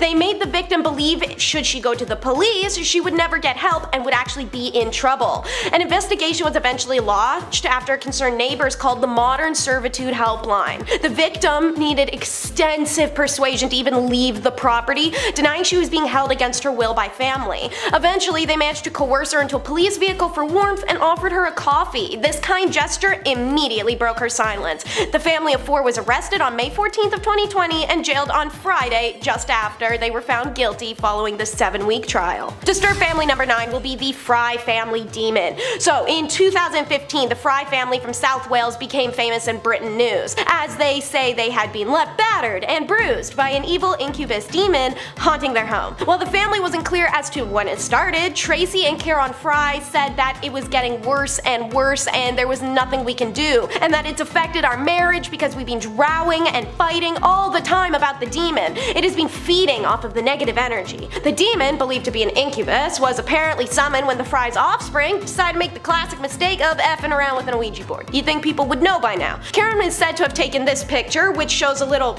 blue-faced ghost demon thing with a tail. Kinda looks like a well-placed doll to me, but hey, I wasn't there, I can't know. By the time their story hit the print, the Frys had already paid over £100 for a ghost expert to come in and investigate after the ghost allegedly told one of the Frys that it was going to slit your parents' throats. Ghost investigator Robert Amor, armed with a Bible, crucifix, and a lot of confidence, has since forbid the family from using the upstairs rooms due to the fact you can, quote, feel the evilness in the rooms. Apparently the family's own cats could have just told them that because they'd been allegedly avoiding those spaces since activity started. Disturbed family number 8 is the White House Farms tragedy. So, August 14th, 1985, the bodies of Neville and June Bamber are found with their adopted daughter Sheila and her family deceased in the Essex farmhouse. Tragically, the placement of the hand arm used and the entry wounds painted an image of a family member going rogue before taking their own life. At first, police believed this to be the case. Sheila had been immensely troubled in her life and was diagnosed with schizophrenia, so it was assumed she'd maybe gone off her medications. Weeks go by and the remaining family member, 24-year-old adopted son Jeremy Bamber, plays the role of a grieving man until his ex-girlfriend hits up the police with some concerning news. She believes Jeremy, who said he was miles away from home when the deaths took place, had done it and framed his adoptive sister. The police look back over the evidence and realize because of the silencer's length that was found on the hand arm, Sheila actually wouldn't have been able to hold it and take her own life. The red flag is now raised. Jeremy's promptly arrested. It turns out it was all for inheritance money. Jeremy was not only after his adoptive parents' life insurance, but his sister's as well, and by eliminating her entire family unit as well as their own, Jeremy would be the sole beneficiary to a 6-figure fortune and multiple properties. He was arrested and charged for the 5 deaths in October of 1986. Number 7 is Fyodor the Bellringer, who was the son of Ivan the Terrible and wasn't thrilled about ruling and left most of it up to his brother-in-law Boris Godunov. This would-be ruler is remembered for having next to no neck and spindle legs that made him shuffle in a stooped manner. That and his glazed vacant gaze paired with a permanent guileless smile that was variously ascribed to religious ecstasy or simple-mindedness, depending on the observer's point of view. Suffice it to say, even Ivan the Terrible knew his son was missing a few screws. So, anticipating his own death, Ivan had tried to smooth the path for his humbly gifted son by creating a 5-member advisory council to help him rule, which is how Boris ends up in charge, because Fyodor didn't just not know how to rule, but he wasn't interested in doing so. In the 16th century Russia, feeble-mindedness was considered an especially inspired and childish form of wisdom, a foolishness in Christ. Apparently in the olden days, Russians characteristically looked at these persons with respect, if not reverence. This is why, unlike so many kingdoms on this list, Fyodor wasn't just tossed in a room and left to rot. Homeboy actually dies peacefully in his bed. Fyodor spent most of his time praying, visiting monasteries and churches throughout the realm, and of course, what he was named for, ringing the bells that called the faithful to mass. Number 6 is Maria of Portugal. She starts as Maria the Pious, the first undisputed queen regent of Portugal and the first monarch of Brazil, who spent the first 10 years of her reign as an eloquent and respected leader. Then 1786 rolls around and she needs to be carried back into her castle due to a random state of delirium that hits her. Unfortunately, that wouldn't be the last. In 1786, Maria loses her husband/uncle, her eldest son and heir, her only daughter, and then her confessor consecutively. Maria had already been in a fragile state, but their losses caused her to nosedive into religious delirium, convinced she was going to hell for the sins of her father, claiming to see his black and charred corpse dragging itself along hallways of her home, or in her mind's eye, being tormented by demons. Visitors to her apartments would complain that they were tired of her constant screaming and wailing, which was only amplified by the bloodletting that was meant to cure it. According to some reports, she also became rather fond of wearing really tiny clothing. Number 5 is Charles the Mad. There's many crazy rulers named Charles. Maybe it should have been written off as a royal name at this point. But this Charles may have been mad because of schizophrenia, which nobody in his time would have understood or treated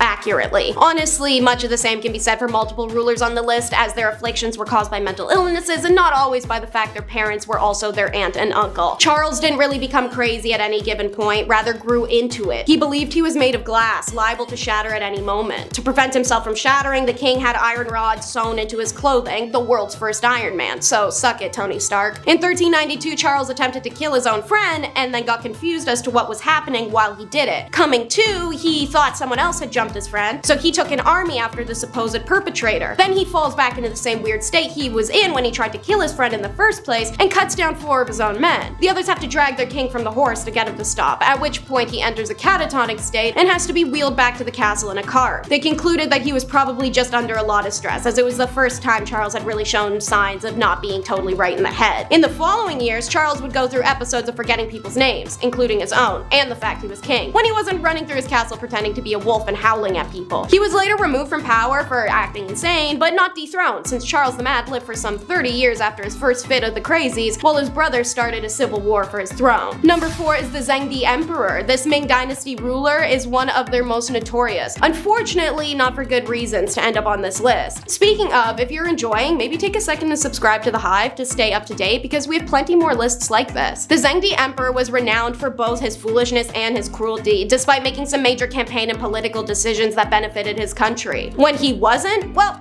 the emperor played pretend. He built a whole fake city block on imperial grounds where he would pretend to be a shopkeeper, to the puzzlement of his subjects who were forced to go along with it. Occasionally, he pretended he was an army general despite having no experience or expertise, and went on raiding parties where he'd almost get captured. And he'd make the entirety of the army dress in all silk for some reason while doing this. Weirder still, this emperor invented an alter ego he named Zhu Shu, whom he would order on these said pointless raiding parties, to the exasperation of his government, who had to pretend they weren't just talking to their own emperor in a wig. Ming-era novels such as The Zhengde Emperor Roams Through Jiangnam cast the emperor as a foolish and gullible man, at one point enjoying a bowl of rice gruel he believes to be made from cooked pearls. Number 3 is Maria Eleonora. Desperate to give her husband an heir, Maria of Sweden had a slew of pregnancy issues that drowned her in postpartum depression and anxiety, on top of the court pressure to even produce a girl at this point, just something as an heir. This was a lot for her mentally, so when she finally did succeed in producing a child, a girl named Christina, she completely lost it. The postpartum was too much for this queen, who screamed that she hated the dark eyes and the hair of this girl, and woed over not having a son, and that God was punishing her. Meanwhile, the girl's father was wearing a big hat, cigar in hand, and grinning ear from ear. Christina had to be kept from her unstable mother, who couldn't be trusted alone with the girl after some sketchy incidents occurred. That changed when her husband, King Gustavus Adolphus, who was happy to have a daughter, was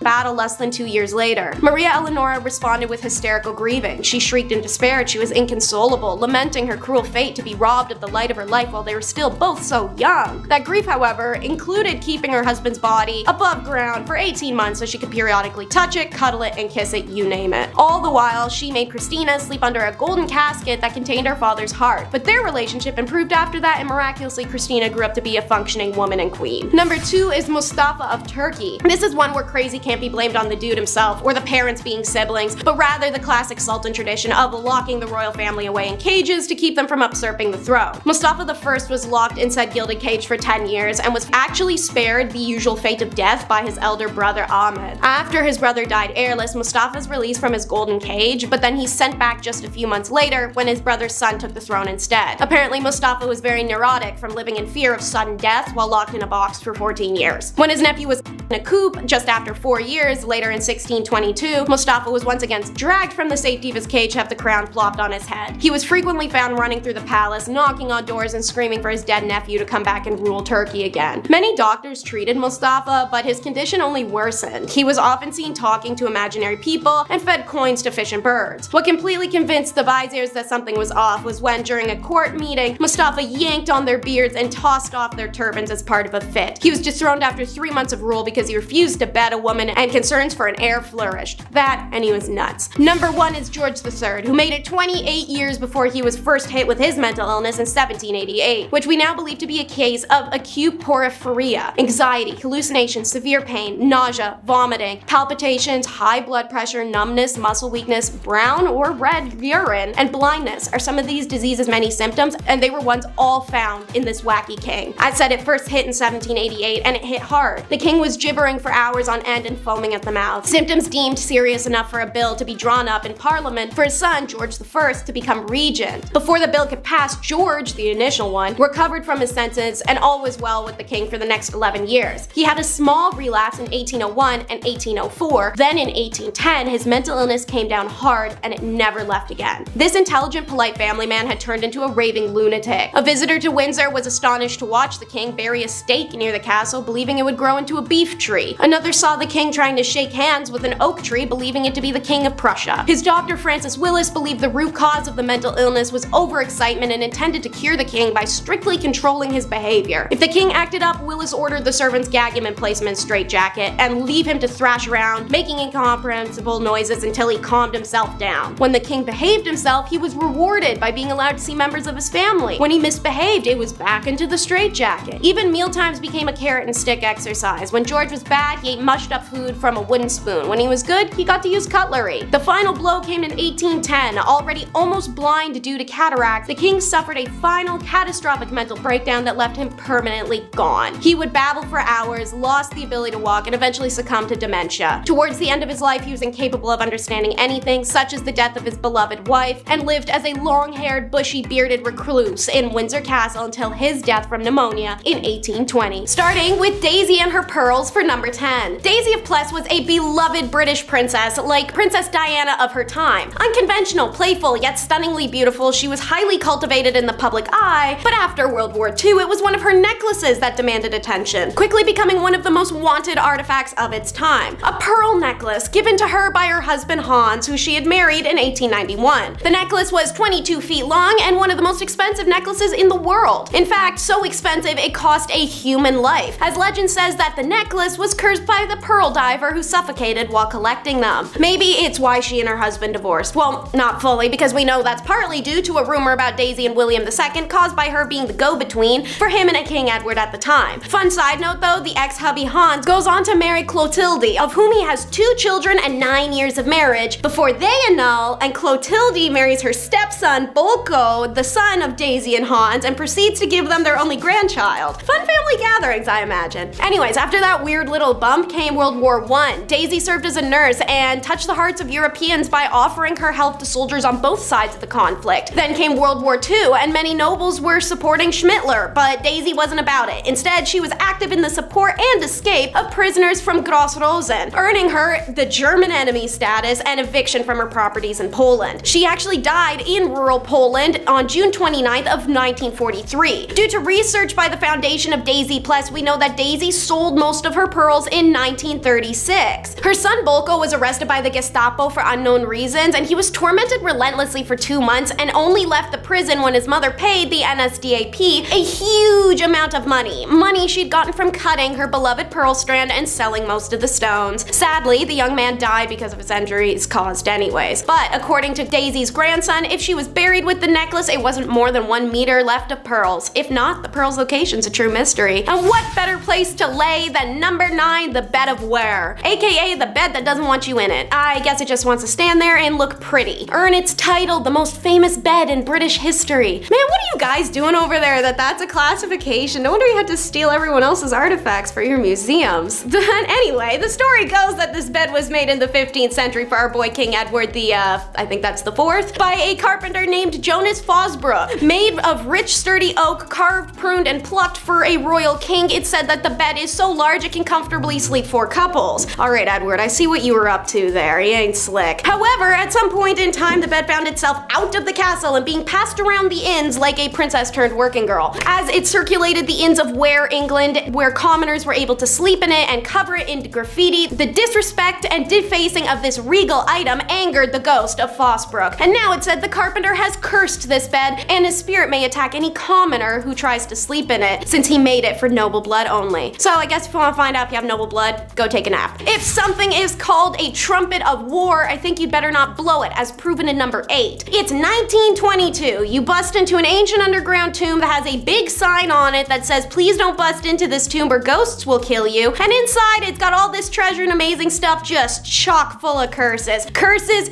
everywhere. But you see 2 big ass bronze horns literally called trumpets of war, and the light bulb that goes off in your head is, I'm gonna play these for the world to hear on BBC radio. Anyways, yeah, these excited dummies decide to take an item that the Egyptians used as an announcement of war and death, and literally a horrific guttural wail of a sound, and play it for the world in 1939 on BBC radio. And it seemed that the universe took that announcement quite seriously, as it was only a couple months after that World War II broke out. Naturally, as the deaths of those on the excavation team were being chalked up to a curse, so was this. Moral of the story, stop touching Tut's stuff and get out of his room. Disturbed family number 7 is Scandalous Seymours. We talked about this messy family in the recent Bumblebee video, Top 10 Repulsive Queens with Disturbing Reputations. If you end up enjoying this video, I encourage you to check that one out next, and maybe while you're at it, subscribe to The Hive to keep up to date on our regularly posted content. Jane Seymour has the most recognizable name in the family, thanks to Henry VIII and the fact that she is the only one of his wives he ever truly loved. However, her dad and brother were complete nightmares.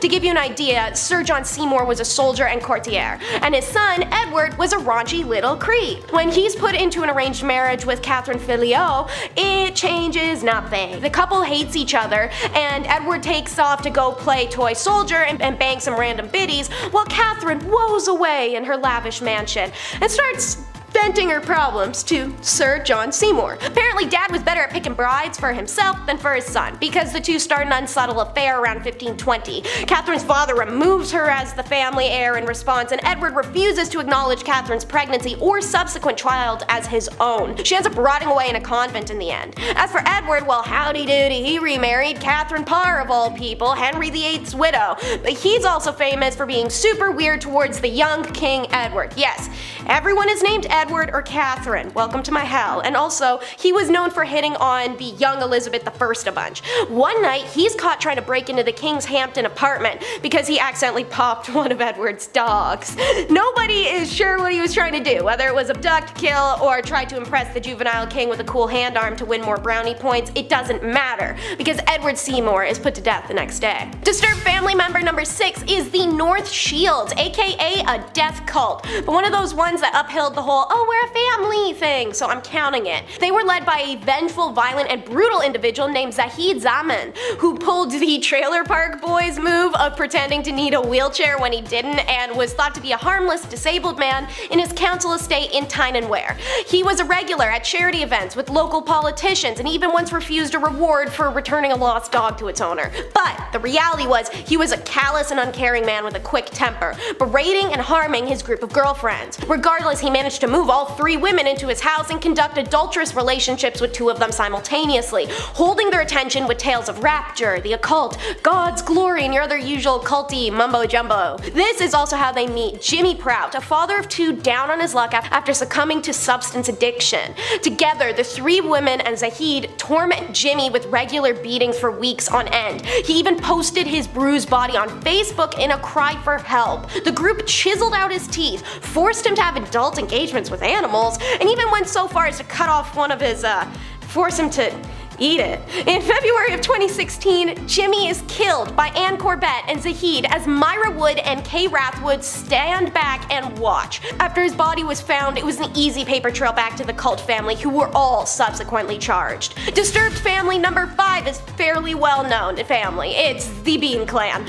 Legend or reality, fact or fiction, we'll never know. But what we do know is endless movies and TV shows have been based on this iconic family, said to have lived in 16th century Scotland. Alexander Sawney Bean was a farm worker, and when escaping some blah blah blah blah, he and his wife decided to hole up in a cave and just never leave it. It was also right after they got married. I call that a honeymoon. Look honey, next to that stalagmite we can put the chase. Oh, and next to that bear skeleton we can put the crib. You can't make much money living in a rocky cave land, so Sawney took to watching out for passersby to rob. Wanting to avoid detection as well, he made the logical jump that instead of wearing a disguise while robbing people, he could just kill them instead. The next logic jump after that was, wow, look at all that available meat. So yeah, the Beans took on a new diet after that, and so did their rapidly growing family. Having birthed 14 children, everyone grew up in the cave together, and then proceeded to produce 32 grandchildren without ever leaving the cave. The amassed Bean Clan was said to have killed half a dozen victims at one ambush alone. According to legend though, within 25 years their victim count was somewhere in the thousands. Stories go that they met their end when word of the whack-ass situation reached King James of Scotland, who sent soldiers and bloodhounds to go find and kill the group. Disturbed family number 4 is Fred and Rose West, who were so fundamentally evil that their actions genuinely defy logic. Consider them like Britain's version of the Ken and Barbie killers of Canada, as the stories pretty much mirror one another. A couple that kills beautiful women only after the man has had his way with them, whose first victims are some of their own family members, and like the Ken and Barbie killers, a woman of the partnership is more psychotic and evil of the 2, yet receives lighter consequences in public perspective. Between 1967 and 87, Fred and Rose killed 12 women, including their own elder daughters from previous relationships. Fred would dispose of the victims, who were often working girls lured in by Rose, who would assume the role of one herself on Fred's request, by burying them under the garage of the house or in the garden, which he pretended was regular home improvement.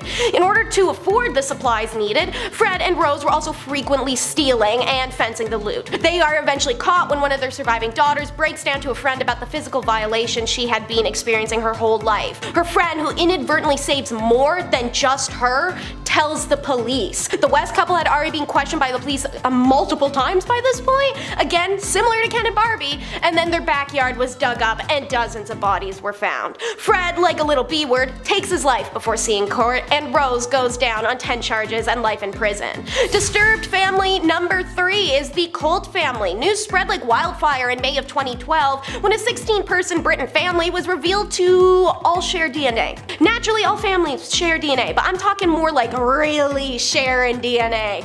All but one family member tested positive for homozygosity, aka their parents were siblings or a parent and offspring combo. 4 generations of these relations had gone virtually unnoticed until authorities investigated the clan living in filthy conditions in the isolated bush block of Australia. They had been sent to investigate, I kid you not, due to the fact that local farmers reported a smell of heavy urine and feces coming downwind. Turns out what they smelled were the open buckets that littered the sleeping area from miles away, and it's also a room that held 20 dogs. So many of the family spoke unintelligibly, walked in a shuffling fashion, had never used toilet paper, a toothbrush, they couldn't read, they couldn't write, they had fungal infections and rotting teeth. The family patriarch Tim Colt fancied himself a traveling minstrel, the front man for his touring family's band. According to Daily Mail, Tim, who had moved the family between rural Victoria, Western Australia, and Southern Australia to evade detection of the creepy nonsense, had died by the time of the raid. Tim's wife June, herself the product of a sibling relation, had also died, but not before two of their own adult children had firmly established a relationship that would maintain the clan. Disturbed family number 2 is about the man who had the guts. Well, this is the view of the judge who sentenced Matthew Wales to 30 years jail for the slaying of his millionaire mother and his stepfather. The judge went on to say he had reacted not out of greed, but to what he believed were attempts to manipulate him and his sisters with money.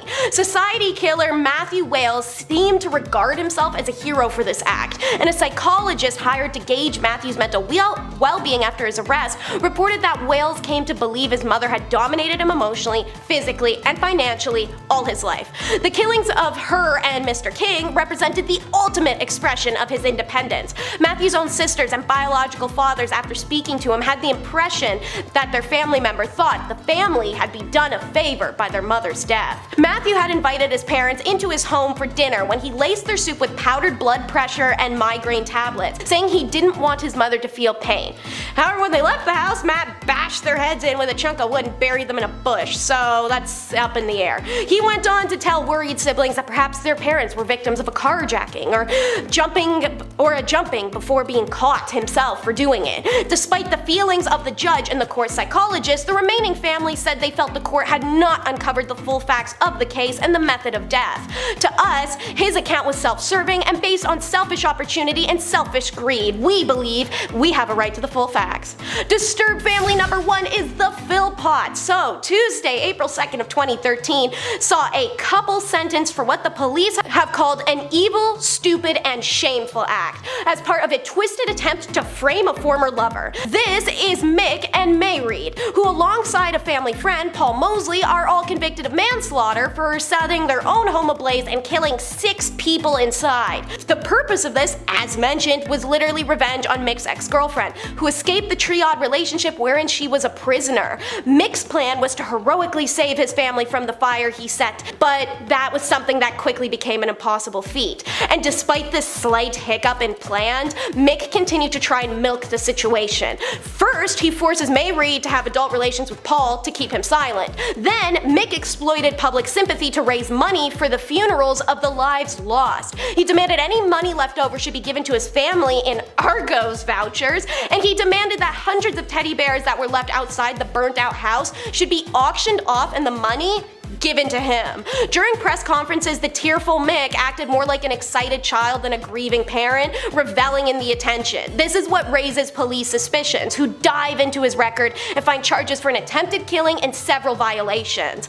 2 weeks after the fire, the couple and Paul are arrested. Inside a police-bugged hotel room, they were caught checking their stories with one another before court, and it pretty much sealed the deal. As the jury delivered its verdicts in respect to Philpott, he stood in the dock staring straight ahead with his hands clasped in front of him. He shook his head when the guilty verdicts were read out for him and his wife. She looked down at the floor and fought back tears while clutching a tissue in both hands. They're both monsters. Number 10 is Eric the 14th. That's a lot of Erics to get to 14, and it's a lot of paranoia in his case. The Swedish king survived 3 years of ruling before he lost his mind, first taking the throne in 1560 and then having his life taken in 1577. In 1563, when the crazy struck, Eric became violent and paranoid, rubbing his nobility and court members the wrong way until he pulled a daring move, imprisoning the Stur's noble family for allegedly plotting against him. However, he quickly came to the conclusion that the incarceration wasn't enough and decided to have them killed instead. Eric himself participates in their grisly deaths, and after their death sentences, Eric wandered outside to the woods and disappeared for 3 days. This led to open conflict between Sweden's nobility and Eric, who was eventually dethroned and imprisoned by his despised half-brother John in 1569. The former king languished in prison for the next 7 years before being put out of his misery in 1577. Turns out Eric's paranoia may have been onto something. After the 20th century exhumation, forensic scientists determined Eric died from his pea soup being poisoned. Number 9 is the Glutton, a nickname for King Afonso, also called the Grinning Moron. A nickname he earned from doing things like wearing 6 hats at once, tiered Mad Hatter style, or because he visited all the nunneries around to offer himself up as a willing bedmate. This is also the king who famously saw his 2 older siblings die, and instead of crying, he cheered and went, "Hooray, now I will be the king of Portugal." All of this perceived madness allegedly comes from how Afonso was ill as a child, and it left him partially paralyzed and mentally unstable. Unfortunately, he found pleasure in violence, and this made for a bad combination, especially when a local boy named Antonio, who liked to whip stones at people, offered the king knives and said he should join. Afonso's mother tried to stop her son, who now went out at night and tormented the poor villagers, and forbade Antonio to enter the palace. Deprived from Antonio's company, Afonso became completely unmanageable and refused to eat food like a brat, so they let Antonio back in. He soon established himself in a room next to Afonso and began to lead the king on nightly excursions, jumping respectable citizens and raiding taverns. This goes on for years until his mother dies and Antonio is sent away. Then Afonso focuses his attention onto food. At the age of 23, Afonso was incredibly large thanks to gluttony. He used to take his meals in bed and usually ate and drank so much he was sick afterwards. Ministers ruled on behalf of the screw-loose Afonso for years, but they still tried to make Afonso behave like a king. Told what to do, he did it. Told what to say, he said it. Still, his way of life infuriated the Portuguese clergy, so they find him a wife, hoping it'd calm him down. Instead, they annul, and she marries his younger, hotter brother, and the two begin planning a coup. In his final days, like many of the other monarchs on this list, he was confined. It was said he wore a groove in the floor from pacing since he couldn't do anything else. Number 8 is Snotty King. Unlike Afonso, who victimized the nearby villages, France's King Charles IX actually went after others in his court, including his sisters and even animals. Charles had a disfiguring birthmark between his nose and upper lip, giving him the nickname the Snotty King, and he was given to fits of rage and sadism, though he was a mama's boy to his regent Catherine de Medici, who literally ran this country even once the king grew up. In 1561, at the age of 10, Charles took the throne after all eligible heirs had died, through no fault of his own. As he grew up, Charles became tall and physically strong, but his physical and mental problems increased with age, and as one suffered, so did the other. Charles was unbalanced to the point of insanity, and his anger was solved through violence or death that only Margot, his youngest sister, knew how to calm. If she wasn't around, someone would hand him a bow and arrow and say, "Hey, go hunt some deer nearby." However, things like hunting and field sports didn't satisfy his bloodlust, and that's exactly what it was, bloodlust. To quote Charles himself, he preferred to use the knife because he liked the blood and wanted to see it spurting out of animals. Shudder. So he fed this lust by dismembering domestic animals. He also liked lashing people until they bled, or going down to the blacksmith to beat out weapons for his armory until he was prostrate with exhaustion. Then he'd go use them on more animals, or people. Number 7, so long, Bowser.